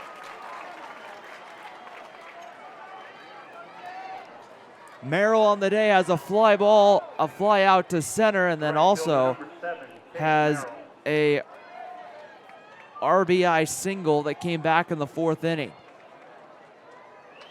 Connor Goff once again goes in to have a quick word with Landon Walbeck. Running on at first and second here with 2 outs in the inning. Ready to go. Merrill stands in the batter's box from that right side. Runners get their lead. Keating will not hold. Wild on at first as Merrill will take a step out of the box. The left-hander appears to be ready. Now we're going to have a visit out here to the mound made by the Bingham coach, and this could be the last of Landon Walbeck. We'll see here what if the change is made here at Brent Brown Ballpark. The winner of this one gets the 2015 Class 5A State Championship. That one has been, we've had a very busy day of baseball here with the Spanish Fork Dons defeating the Maple Mountain Golden Eagles and come from behind fashion. They scored 4 runs in the 6th inning. James Sr. from Orem. You have a black Dodge Durango. It looked like there for a while. It's parked back here in the L's lot. It looked like there for a while that the Maple Mountain Golden Eagles were going to force a game 2 tonight. Of course, that would have been played after this one, so sometime between 8:30 and 9 o'clock. But the Dons scored 4 runs in the 6th, led off by a single that went to center field that would have tied the game. But then the ball gets past Jaron Hall in center field for Maple Mountain, and the other run able to come around to give Spanish Fork a 5-4 victory and the state championship. So with 2 down, here comes Chase Merrill. Merrill stands in from the right side of the plate. Walbeck set ready to go. First pitch as Merrill stands in and waits, and the breaking ball over for a called strike. And it's no balls and 1 strike to count here as Landon Walbeck tries to get out of this inning. Bottom of the 5th inning for Bingham, it's going to be Cloward, Goff, and Zupon coming up, 1, 2, and 3. No balls and a strike here as Walbeck checks the runner. And the 0-1 pitch comes home. That one low and away, and the count evens now, 1 ball and 1 strike. Malik Overstreet running on at second base for Peyton Henry. Bub Wild running over at first base. 2 down, top of the 5th inning. 2 runs in for Pleasant Grove here to give them the 3-2 lead. The 1-1 pitch on its way home to Merrill. That one swung on line out in the right center field. That's going to split the outfield and go to the wall. Overstreet scores. Coming around third, Wild's going to be waved in. And it's a 5-2 lead here for the Pleasant Grove Vikings.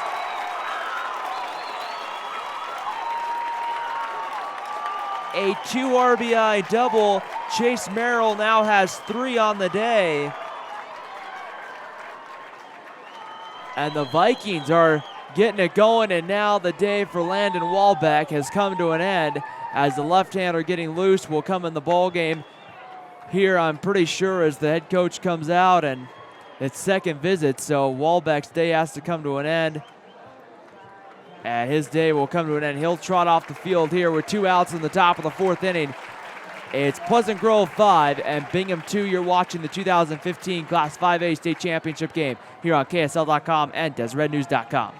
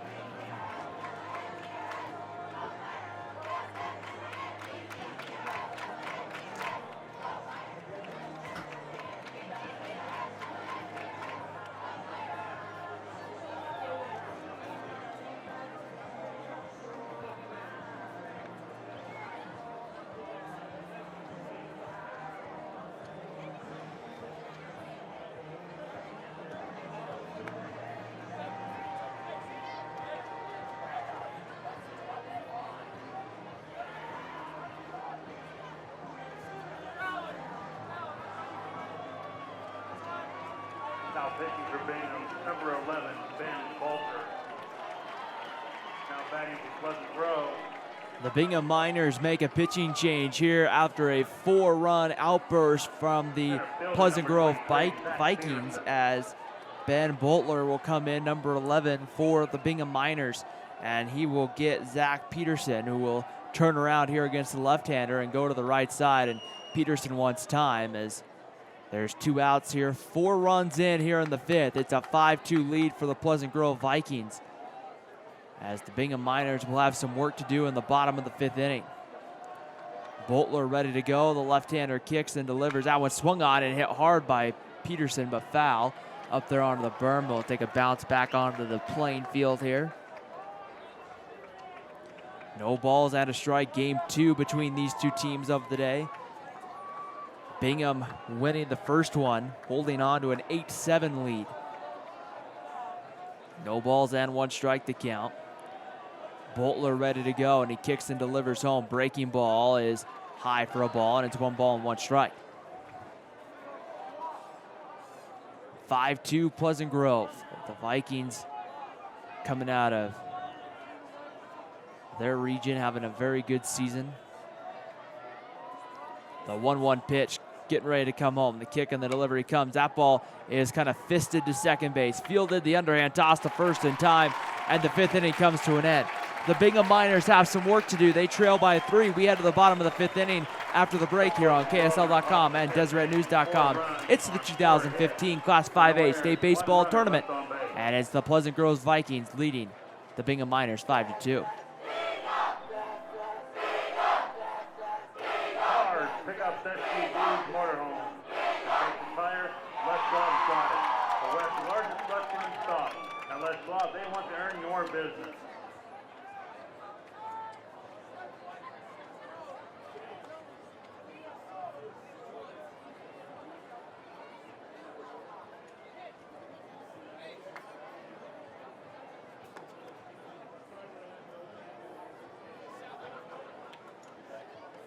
The dairy farmers of Utah would like to wish all participants good luck in today's event. Remember to refuel with chocolate milk for all the nutrition you need to help perform at your best, plus it tastes great.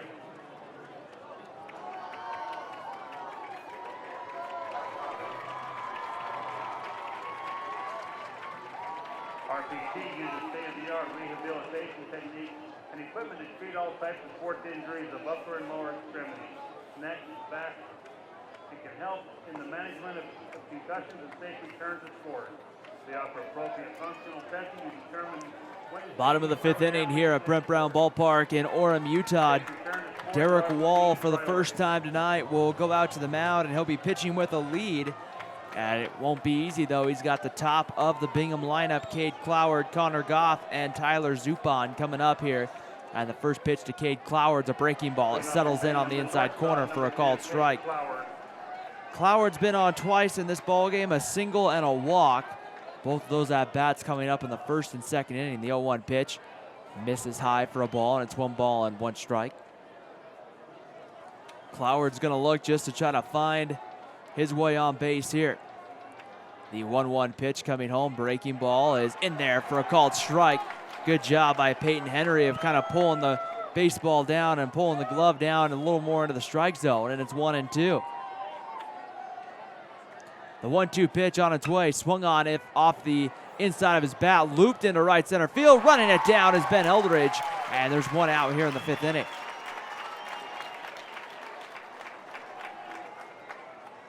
With 1 out, Connor Goff will come to the plate. Goff has a walk and a fly out to center. And Pleasant Grove is settling back in here with the lead. As the right-hander Wall comes in, that was a pitch that just comes right in the dirt. It just never had a chance. It's 1 ball and no strikes. Wall's just kind of settled in here this afternoon, or this evening, I should say, and has pitched pretty well for Pleasant Grove. Outside of those 2 runs in the second, he's only allowed 3 hits. The 1-0 pitch on its way, that one low for a ball, and it's 2 balls and no strikes. On deck is Tyler Zupon. Then if the inning should continue, it'd be the pitcher, Sean Keaton. So 2 balls and a strike to count. That one missed away. Wall ready to go again. 2-1 breaking ball, misses ball 3. And it's 3 balls and a strike on Connor Goff. So a good hitter's count here for Goff. Wall's going to have to come with something over the plate. 3-1 pitch, takes high, ball 4. And Goff's aboard for the second time tonight. And the Bingham Miners will bring up Tyler Zupon. Number 35, Tyler Zupon. Zupon went down on strikes back in the first, and in his last at-bat hit a ball hard, and off the bat it looked like the ball was probably going to leave Brent Brown Ballpark, but it stayed in the yard. It was just a hard hit ball out to left field. Wall ready to go, and the pitch comes in. That one in there at the knees for a called strike, and it's 0-1. Walker and Eldridge at double play depth up the middle for Pleasant Grove. No balls and 1 strike to count as the right-hander Wall works from the stretch and delivers the 0-1 breaking ball in there for a called strike. It's no balls and 2 strikes here on Zupon. Sean Kentine in the on-deck circle.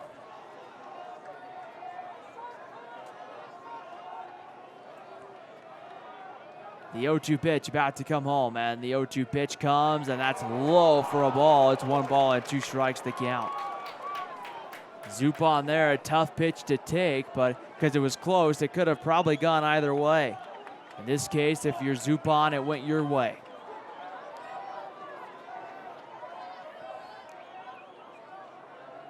The 1-2 pitch about to come home, and swung on and missed, strike 3. Derek Wall gets the strikeout, and there's 2 outs in the 5th. That is the 5th strikeout for Wall, and there's 2 away. And now that's going to bring up the first baseman, Sean Kentine. Kentine on the day is 0 for 2, went down on strikes and flew out to left. He stands in here, ready to go. The first pitch on its way on the outside corner, and it's 0-1. Kentine pitched earlier in the ball game against Pleasant Grove. Now playing first base solely in this one. No balls and a strike to count. And the 0-1 pitch comes home. That one swung on and missed. It's 0-2. And Derek Wall has seemed to become a different pitcher now that he has the lead. The Bingham bats have been shut down. No hits since the 2nd inning. The last hit was Tanner Burr's single. And that 2-run second for Bingham. 0-2 pitch on its way. Swung on and lifted into deep left center field. Going back on it and getting back and falling, but did he hold on to make the catch? Yes, he did.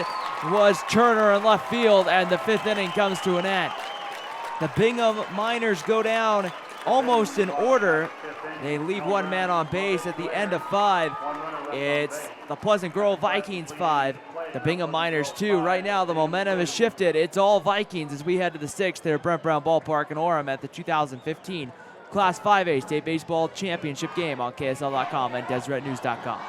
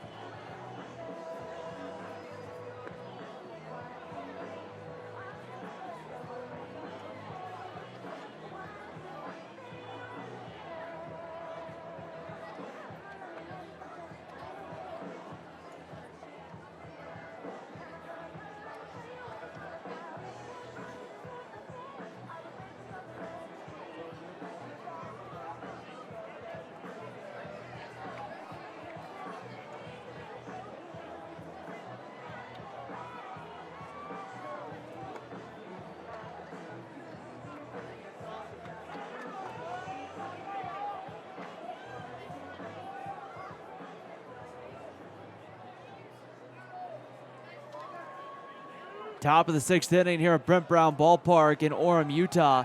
where the Pleasant Grove Vikings are trying to take the 2015 Class 5A state championship about 10 to 15 minutes north up the road. The Bingham Miners trying to take it about 30 to 45 minutes up I-15. As leading off here will be number 30, I believe that's Bridger Jensen, to step in the box for Bingham. And that ball is actually swung on in line by number 30, Logan Hooley for Pleasant Grove for a leadoff single here in the 6th inning. All this blue, both schools wearing the same color of blues, kind of throwing me off at times tonight. And Hooley comes away with a single here, and now Tate Briggs will come to the plate. So Pleasant Grove here in the 6th with a real big opportunity to try to open this ball game up. Briggs has walked and went down on strikes on the afternoon. And the pitch comes inside. Briggs takes that one low for a ball, and it's 1 ball and no strikes. Some more action beginning to go down in the Bingham bullpen. A right-hander going to get loose. Canteen holding the runner on over at first base. Hooley the runner as the left-hander kicks and comes home, and that one misses low and away for a ball, and the count moves to 2 balls and no strikes. Keaton Turner in the on-deck circle. It's not Keaton Turner, actually, for Pleasant Grove. Corbin Henry, number 35, in the on-deck circle. 2 balls and no strikes to count. The left-hander kicks and delivers home. That one swung on and popped up. Down the line, coming over is Goff. He is going to make the catch in foul territory for the first out of the inning. So Tate Briggs retired, and now we're going to see number 35, Corbin Henry, hit here for Keaton Turner.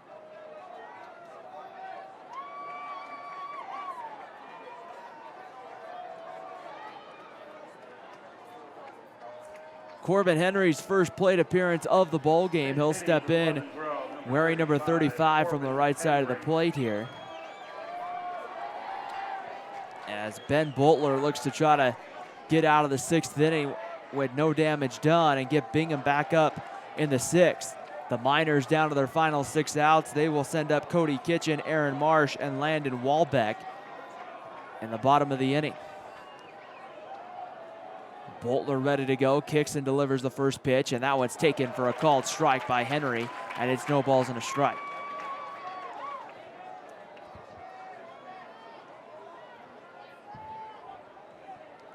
Corbin Henry standing in, looking down into the third base coach's box.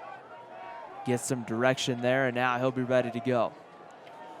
No balls and 1 strike to count. The kick and the delivery home. Another breaking ball sits right in there at the knees, and it's no balls and 2 strikes to count here on Corbin Henry. Boltler's done a good job in relief of trying to, and now we're going to have time called here as it baseball gets away either from the bullpen or in the stands, one of the two, and now they'll go pick up that baseball here. Now we're ready to go back to action. Boltler working from the stretch. Corbin Henry in the box. 0-2 pitch on, about to be coming home. The kick and the delivery home is swung on and fouled away over towards the Bingham Miner dugout. Bingham wearing their gray uniforms today that say Miners across the chest. Pleasant Grove in the all blue tops that say Vikings.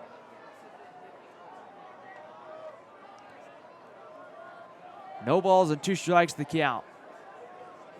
Boltler ready to go as he kicks and delivers home. That one swung on and grounded up the middle of the short. Could be 2. They go second for 1. The relay to first is high and not in time. It might have been in time, but the throw coming down from Goff pulled Kitting off the bag, and now with 2 away now, it's going to bring up Easton Walker. Number 9, Easton Walker.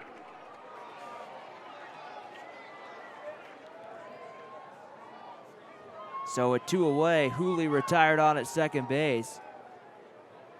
For the second out, Easton Walker to stand in. Walker had a single in his last at-bat, and now we're going to have a runner over at first base for Pleasant Grove. I think that's Ryan Christensen, number 8, coming in the ball game.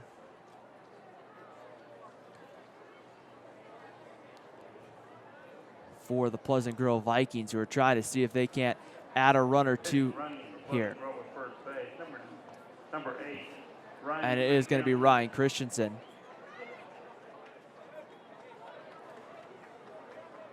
Easton Walker will stand in the batter's box here. Walker had a single in his last at-bat in the 5th and came around to score a run in that 4-run 5th inning. It was Walker and Eldridge that scored to help first give Pleasant Grove a 3-2 lead. Boltler set on the mound, delivers the first pitch home, and that one swung on and fouled back by Walker, and it's 0-1. So Christensen to run here for Corbin Henry in that 8th spot. No balls and 1 strike to count. Boltler, the left-hander, will go back to work. Christensen gets his lead. It's not a very big lead, pretty conservative lead, so probably not going. The 0-1 pitch, the throw over, and Christensen dives back safely.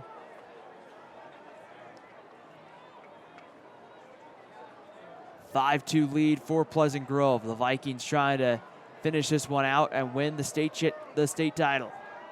The 0-1 pitch on its way. That one on the outside corner, and it's no balls and 2 strikes. Up the middle, it's Cloward and Goff playing. Cloward playing a little more deeper in that left side hole there. Goff playing maybe a little more close to the bag with Canteen holding the runner on. Now the runner goes. That one swung on and hit right through the hole. Coming around second, Christensen's going to go to third, and Pleasant Grove has runners on the corners here with 2 outs in the inning.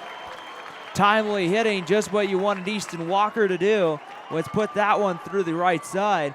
His second hit of the ball game, and now runners on at first and third for Ben Eldridge here in the 6th. The 9th hit of the night for Pleasant Grove, and the Vikings are now 90 feet away from increasing their lead from 3 to 4. And that was the thing when you had Keating there holding the runner on, a big hole in the right side. 2 outs, the kick and the delivery come. Breaking ball, Eldridge lines that one right to Zupon at third base.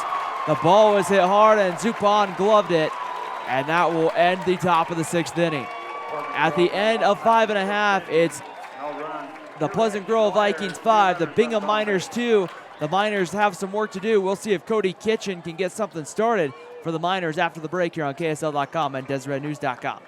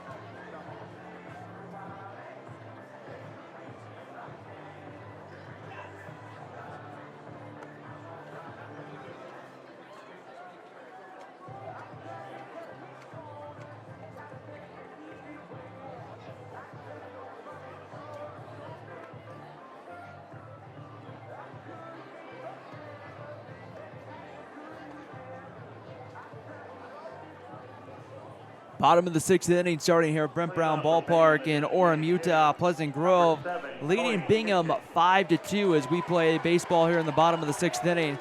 The Pleasant Grove Vikings are 6 outs away from the state title as Cody Kitchen stands in to lead it off, and he takes the first pitch high for a ball, 1 ball, and no strikes to count. Derek Wall, the right-hander, will begin the bottom of the 6th inning. Bingham only with 3 hits against him, and the pitch comes inside, and that hits Wall. Or hits Kitchen, and he'll go down to first base.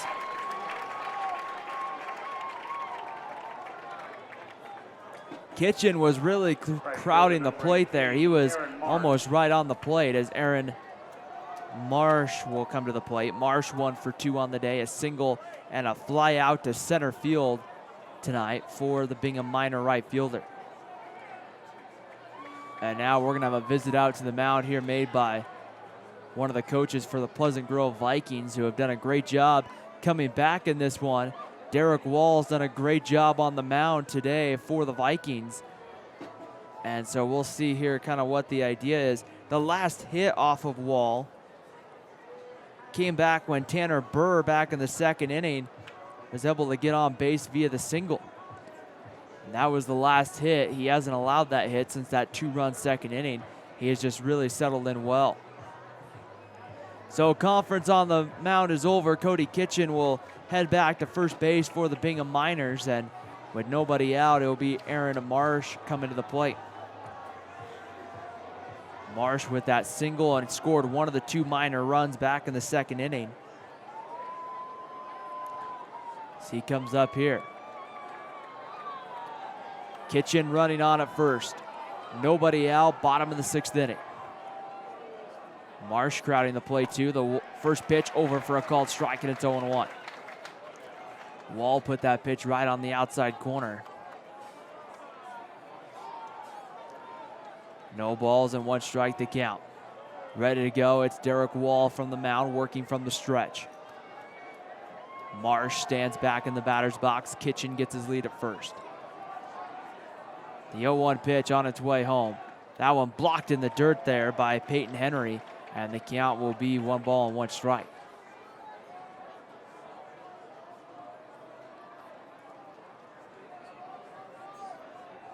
Pleasant Grove battling back here. 4-run 5th inning gives the Vikings a 3-run lead. Action going down still in the Bingham bullpen. A right-hander beginning to get loose down there for the Miners. 1-1 pitch on its way. That one in the dirt for a ball, and it's 2 balls and a strike here on Aaron Marsh.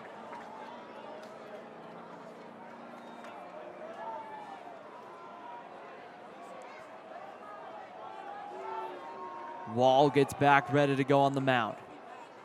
Up the middle, double play depth for Pleasant Grove. A ground ball, if they could turn 2, would be very kind here for Derek Wall. The 2-1 pitch swung on, chopped foul, down over towards the bullpen there, and be 2 balls and 2 strikes to count here on Marsh.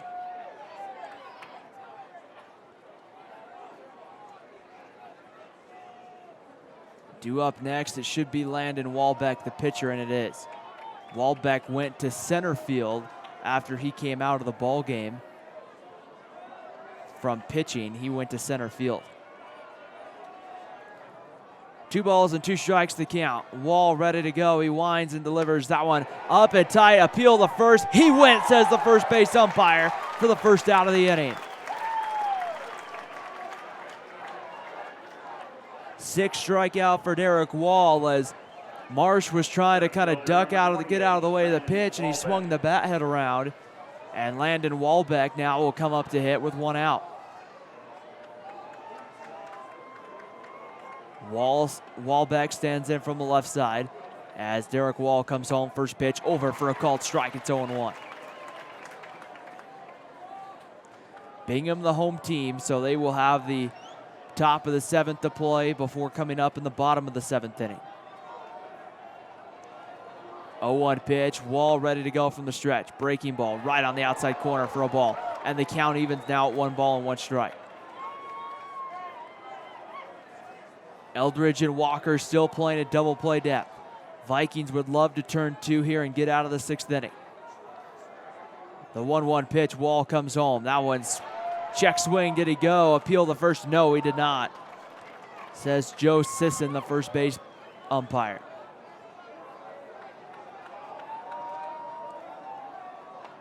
Two balls and a strike to count, working here from the stretch. Set, ready to go. Wall kicks and comes home. 2-1 pitch, high, ball 3, and the count runs to 3 balls and a strike here on Landon Walbeck. Walbeck has hit into a fielder's choice. Chad Wilson came in to pinch run for him and would come around to score. And then Walbeck in his last at bat flew out to right field. That one, a called strike 2. Walbeck was heading down the first baseline thinking it was ball 4, and then the strike call came.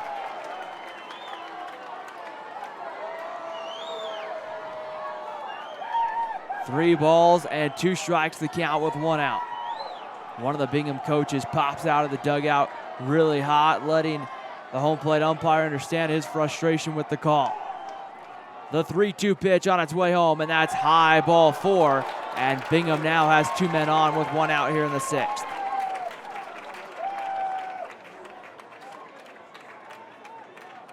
Tanner Burr will come to the plate here. We're going to have a visit out to the mound, and I think the night for Derek Wall very easily could be done. Derek Wall will get a standing ovation from the Vikings fans after how deep he went into this one. We're going to take a break, and when we come back, we'll introduce you to the new pitcher for the Pleasant Grove Vikings, as it's a 5-2 ball game. Pleasant Grove is 5 outs away from a state title. We'll see how this one finishes after the break here on KSL.com and DeseretNews.com.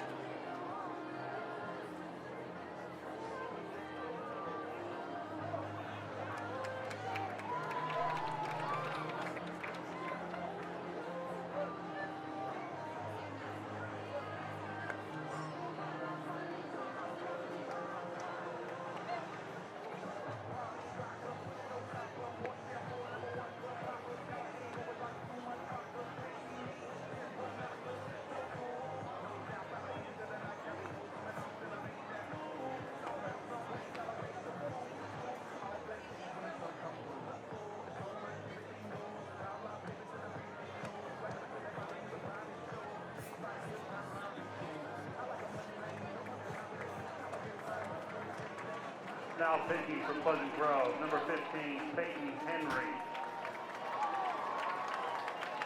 The new catcher is number 25, Brennan May.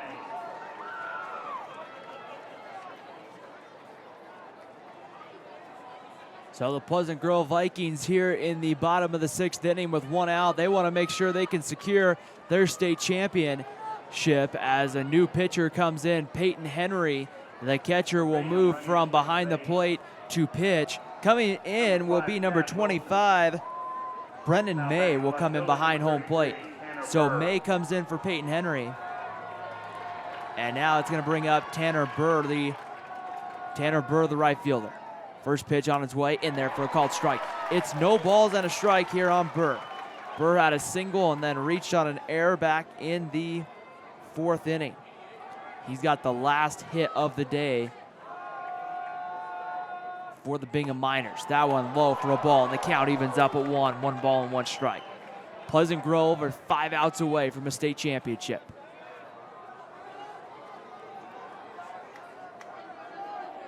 Ready to go, the 1-1 pitch. Runners on at first and second.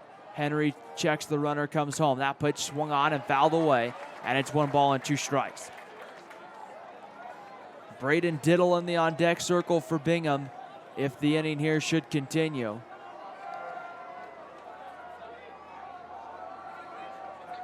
Working from the stretch here. Peyton Henry takes a long look out at second. Comes home, the 1-2 pitch swung on and rolled it over to short. Easton Walker goes to second for 1. Eldridge's relay not in time, so they do get 1 here. So there's 2 outs here in the 6th, and runners on the corners for Bingham. Kitchen goes to third. Burr reaches on the fielder's choice. Now batting the catcher, number 34, Braden Diddle. And Walbeck retired. And with 2 outs, it's going to bring up Braden Diddle. Diddle's grounded into a double play and struck out in his last at-bat. Peyton Henry, the right-hander, will peer in and get the sign from Brendan May behind home plate. Henry kicks and delivers that one, a fastball that misses away for a ball, 1-0. In the 7th, Pleasant Grove will bring up Peyton Henry, Bub Wild, and Chase Merrill, 3, 4, and 5, as they will look for a run or 2 of insurance. 1-0 pitch, high with the fastball, and it's 2 balls and no strikes to count.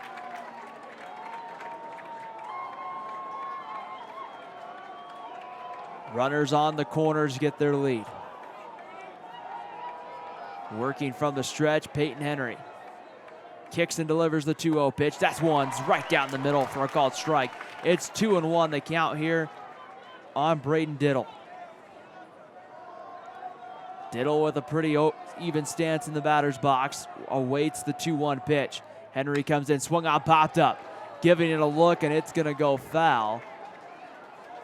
There is Brennan May, and it will even the count up now. 2 balls and 2 strikes the count.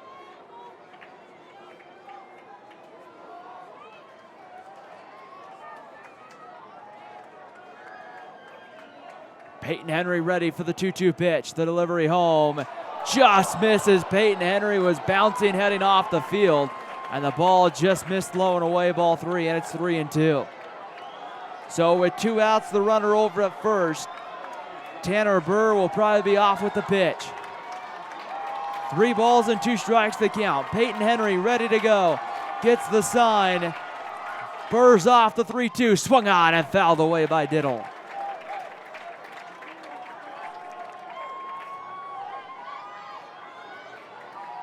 Peyton Henry will move back onto the pitcher's mound after getting the new baseball. Diddle here will take a step back in here from the right side. Once again, the runner over at first. Tanner Burr probably off with the pitch.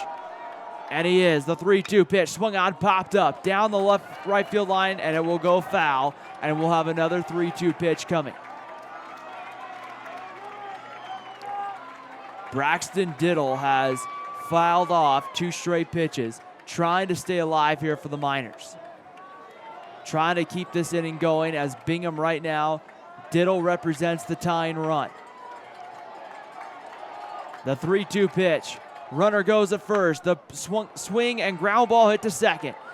Easy play, and the 6th inning is over as Eldridge makes the throw to first. And we've played 6 here at Brent Brown Ballpark. We head to the 7th and final inning here at Brent Brown Ballpark.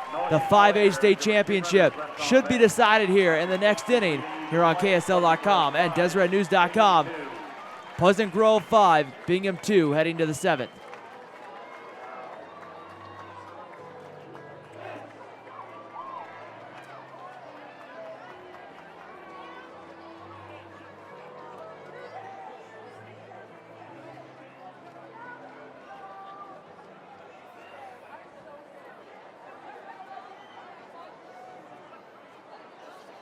Check out the Deseret News for the best place to read about prep sports. Online at DeseretNews.com. Deseret News, now you know.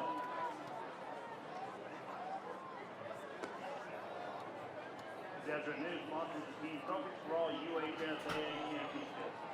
Deseret News award presentation will be held immediately at the following of this game.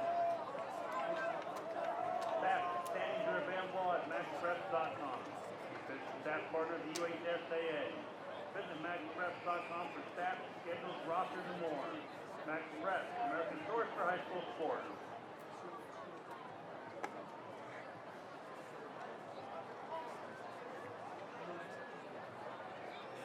At Let's Swap, they guarantee their service like they guarantee their tires. Back to more than 400 stores throughout the West. Let's Swap, doing the right thing since 1952.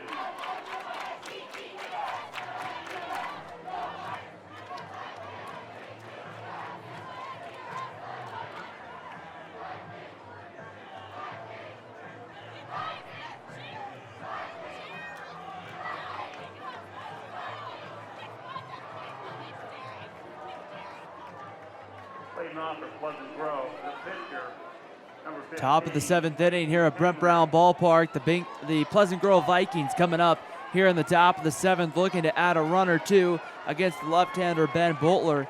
Leading off, it's going to be Peyton Henry. Henry is 3 for 3, including a 2-run double in his last at-bat to help break this one open to extend it to a 5-2 lead.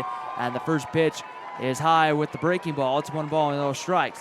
Henry, Wild, and Merrill coming up here for the Vikings. The 1-0 pitch. That one bounces in for a ball, and it's 2 balls and no strikes. Last thing you want to do if you're Bingham in this situation is dig yourself into a deeper hole. Already you're going to need 3 runs in the bottom of the 7th inning. The 2-0 pitch on its way. Comes inside and almost hits Henry for ball 3. It's 3-0. And now Boltler going to have to come down Broadway Avenue. A right-hander continues to get loose down in the Bingham bullpen. 3-0 pitch, swung on and lined into left center field. Peyton Henry is 4 for 4 on the day with his 4th hit, his 3rd single. And now he has an opportunity not just to do this, but also close the game out in the bottom of the inning.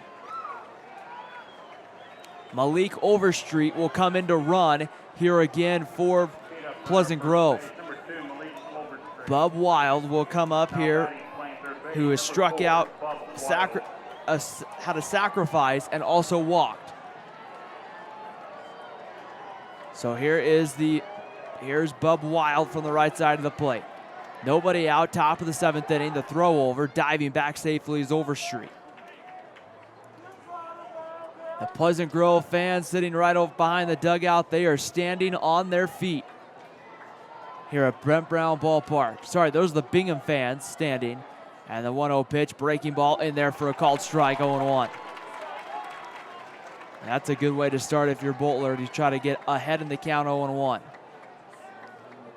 No balls and 1 strike the count here on Wild. No balls and a strike. Boltler checks the runner. Overstreet takes off and the ball gets past the first baseman. Down the left field line, Overstreet's heading to 3rd. He'll be standing there. Overstreet was caught. All the pitcher had to do was put an accurate throw, and instead the air will move Overstreet all the way down to 3rd with nobody out here in the inning. Pleasant Grove a chance to add to it. A chance for the Pleasant Grove Vikings to add to their lead here in the 7th after the throw just got past Keentine down the line and got down into the corner.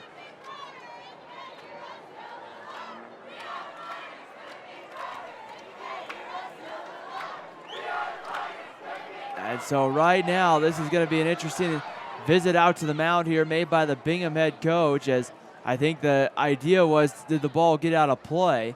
As he was, looks like something was written down there in the lineup card or the game notes that are the home plate umpire keeps.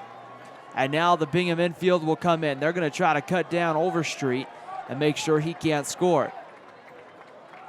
No balls and a strike to count here on Bub Wild. Wild walked and scored in the 5th inning, sacrificed and struck out back in the 1st. The left-hander set, ready to go. Boltler kicks and comes in. Swung on and missed. It's 0-2 as Wild chased the breaking ball that broke right on the inside part of the plate, and it's quickly 0-2.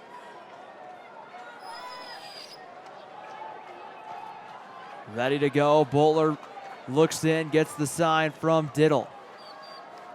The 0-2 pitch, swung on and fouled back by Wild, and we'll do another 0-2.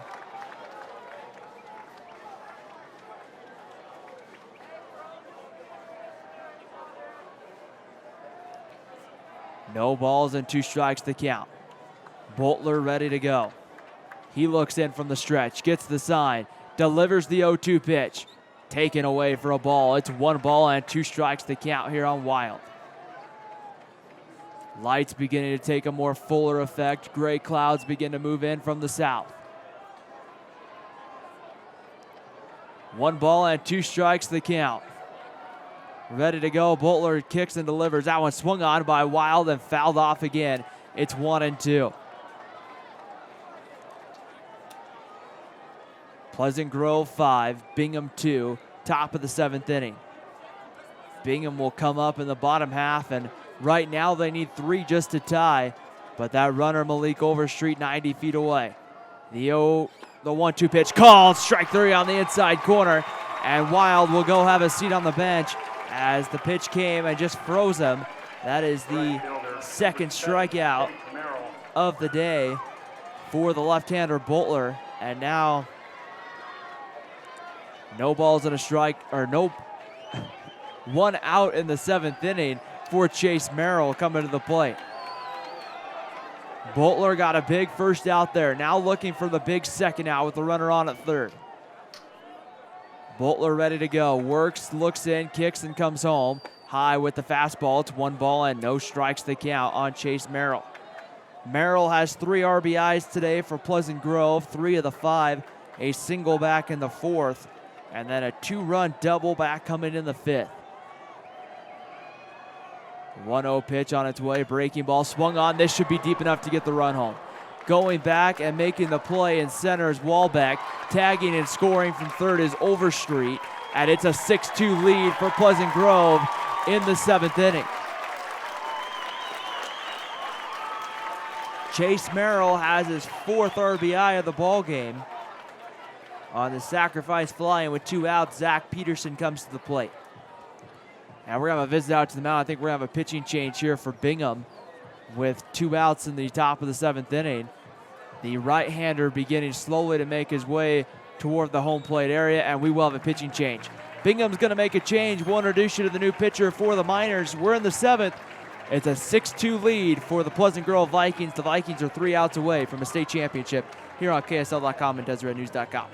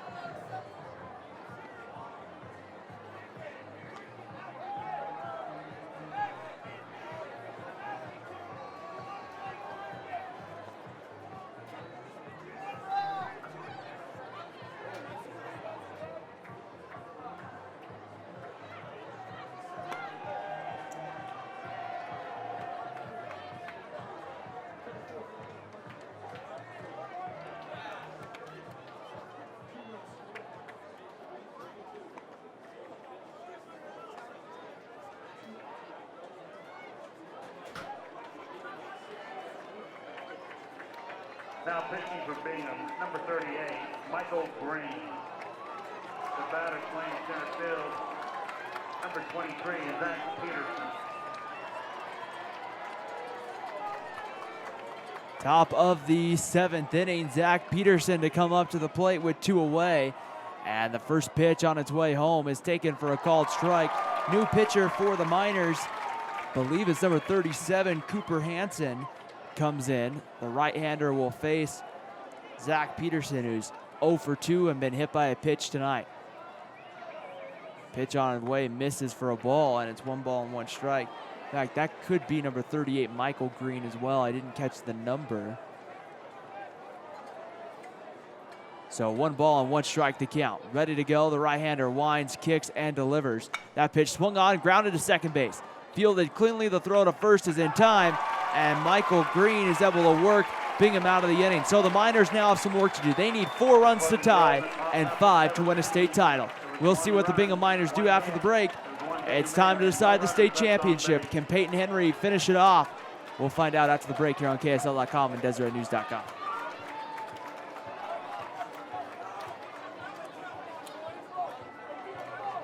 Fans, at this time, we ask you, on behalf of the safety of the players and the coaches, at the conclusion of the game, please stay in the stands until after the trophy presentation.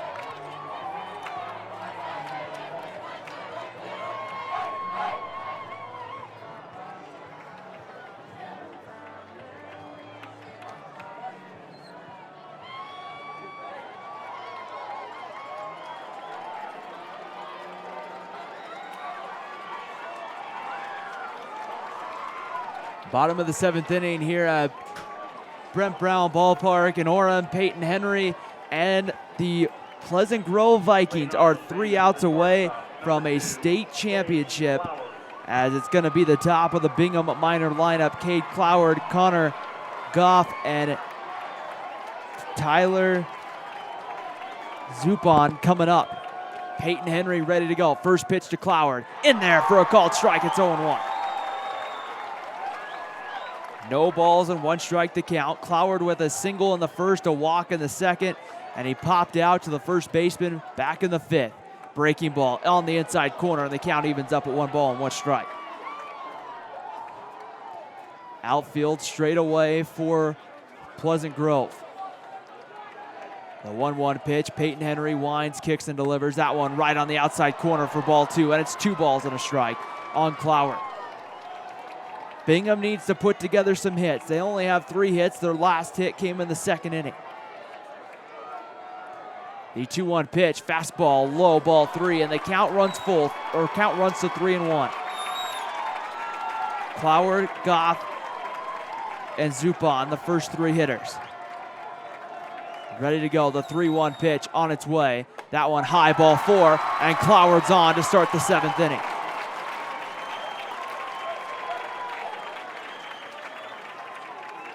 Connor Goff has walked twice tonight and has flown out to center as he comes up here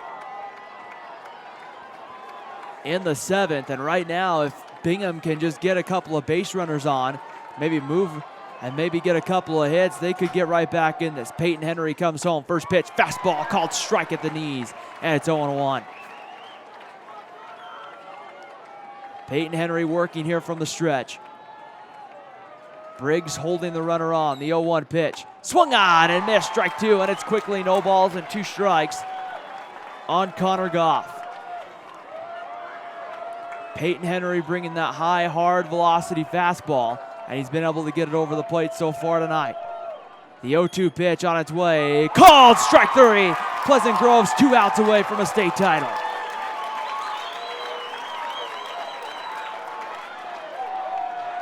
One away for Tyler Zupon, the third baseman. Zupon has struck out twice tonight and flown out to left. Peyton Henry ready to go. Kicks and delivers. First pitch in there for a called strike. It's 0-1. And Peyton Henry right now has found a groove. He is pounding the strike zone.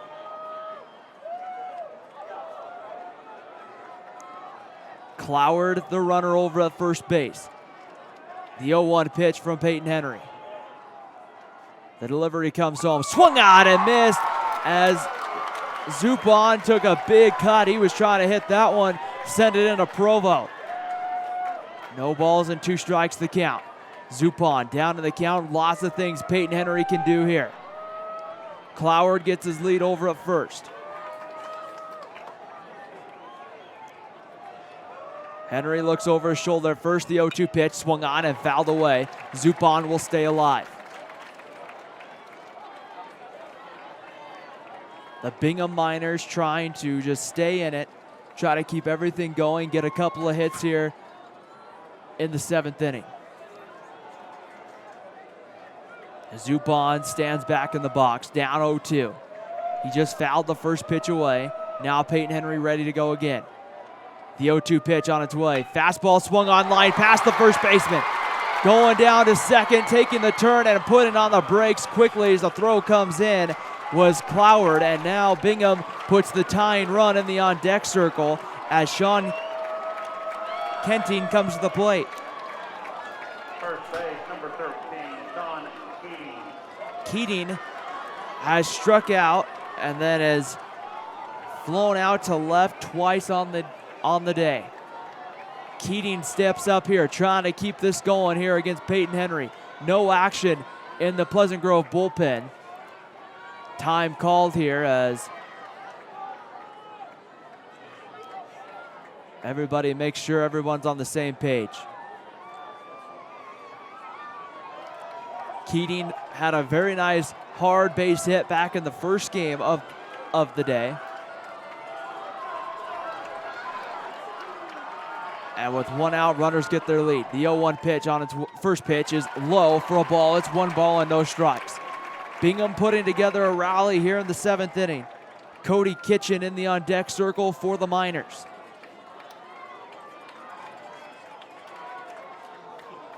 Peyton Henry ready to go. The kick and the delivery comes. There's a fastball called strike 1. And the count evens at 1 ball and 1 strike. Easton Walker,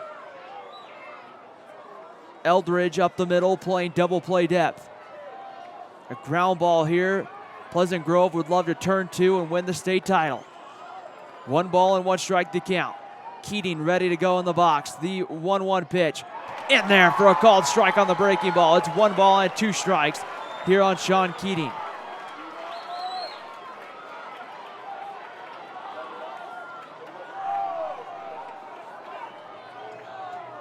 Keating stands back in the box. Runners get their lead at first and second. Peyton Henry ready to go. The delivery on its way. Gets away from the catcher to the backstop, May, and the runners will move up 90 feet. Although the leading run, or the tying run, not on the base paths yet, that still is huge because now a base hit can bring it within 2. It also evens the count back up here on Keating. 2 balls and 2 strikes the count. The right-hander, Peyton Henry, ready to go to work once again. Looks in, gets the sign.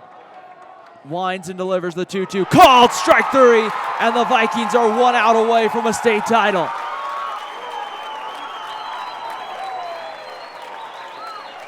Cody Kitchen, the designated hitter, right now is the last hope for the Bingham Miners. The Miners held on yesterday. The Pleasant Grove fans on their feet. Almost everybody in the stadium on their feet here. Pleasant Grove hoping for that final strike. Bingham hoping to continue the game. Kitchen takes the first pitch low and away for a ball, 1-0. Aaron Marsh on deck if the inning should continue. Running on at second base is Tyler Zupon. Cade Cloward running over at third. The 1-0 pitch on its way goes off of the elbow there of Kitchen, and the bases are full. The tying run coming to the plate in Aaron Marsh. Kitchen just crowded the plate there once again and waited. Now we're going to have a conference of the umpires. The umpires don't have to award him first base. If they feel like he just intentionally stood in there, they could tell him to get back in the box. And so here's the conversation, and they're going to award him first base on the hit by pitch. So bases loaded, the tying run, Aaron Marsh coming to the plate. Peyton Henry looking to try to finish this one off. Marsh had a single and came around to score in the second, a fly out in the fourth, and his last at bat in the sixth, he went down on strikes. Good speed all the way around the base paths for the Bingham Miners. Peyton Henry kicks and delivers the pitch, and that one low and away for a ball, and it's 1 ball and no strikes.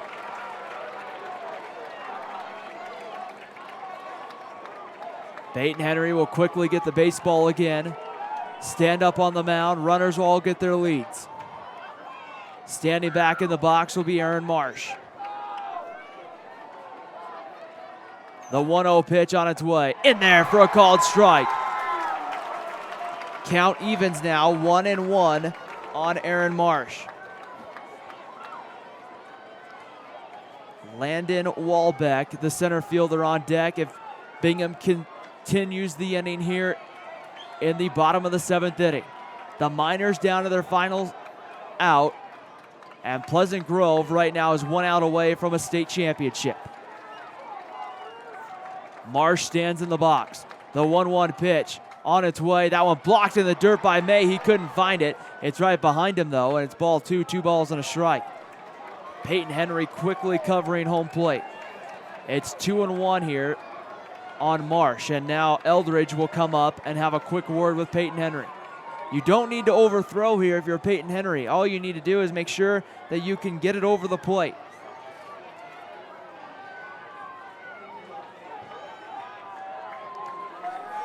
Peyton Henry will head back out onto the mound. Bingham fans standing. Pleasant Grove fans standing. They know they're 1 out away from a state championship. 2 balls and a strike to count here on Marsh. The kick and the delivery swung on and fouled back, and now Peyton Henry and the Vikings are 1 strike away from a state championship.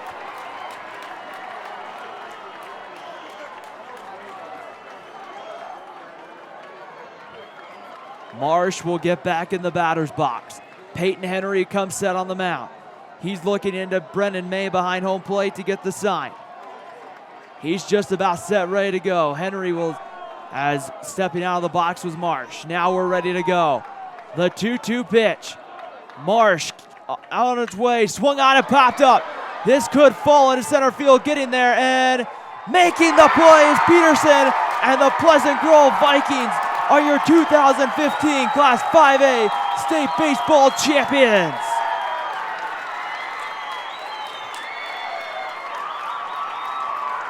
For Bingham in the bottom half of 7th inning, no runs, 1 hit, no errors, 3 runners left on base. They all mob everybody there onside the pitcher's mound.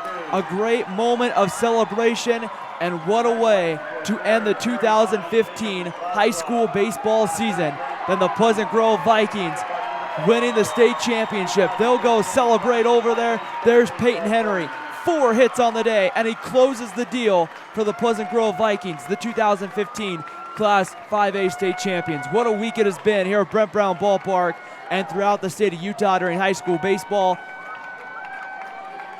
as Pleasant Grove and Spanish Fork both win state championships today. For our entire team here at Brent Brown Ballpark, I'm Ryan Pickens signing off until next baseball season here from Brent Brown Ballpark. I'm Ryan Pickens. So long, everybody, and have a great year.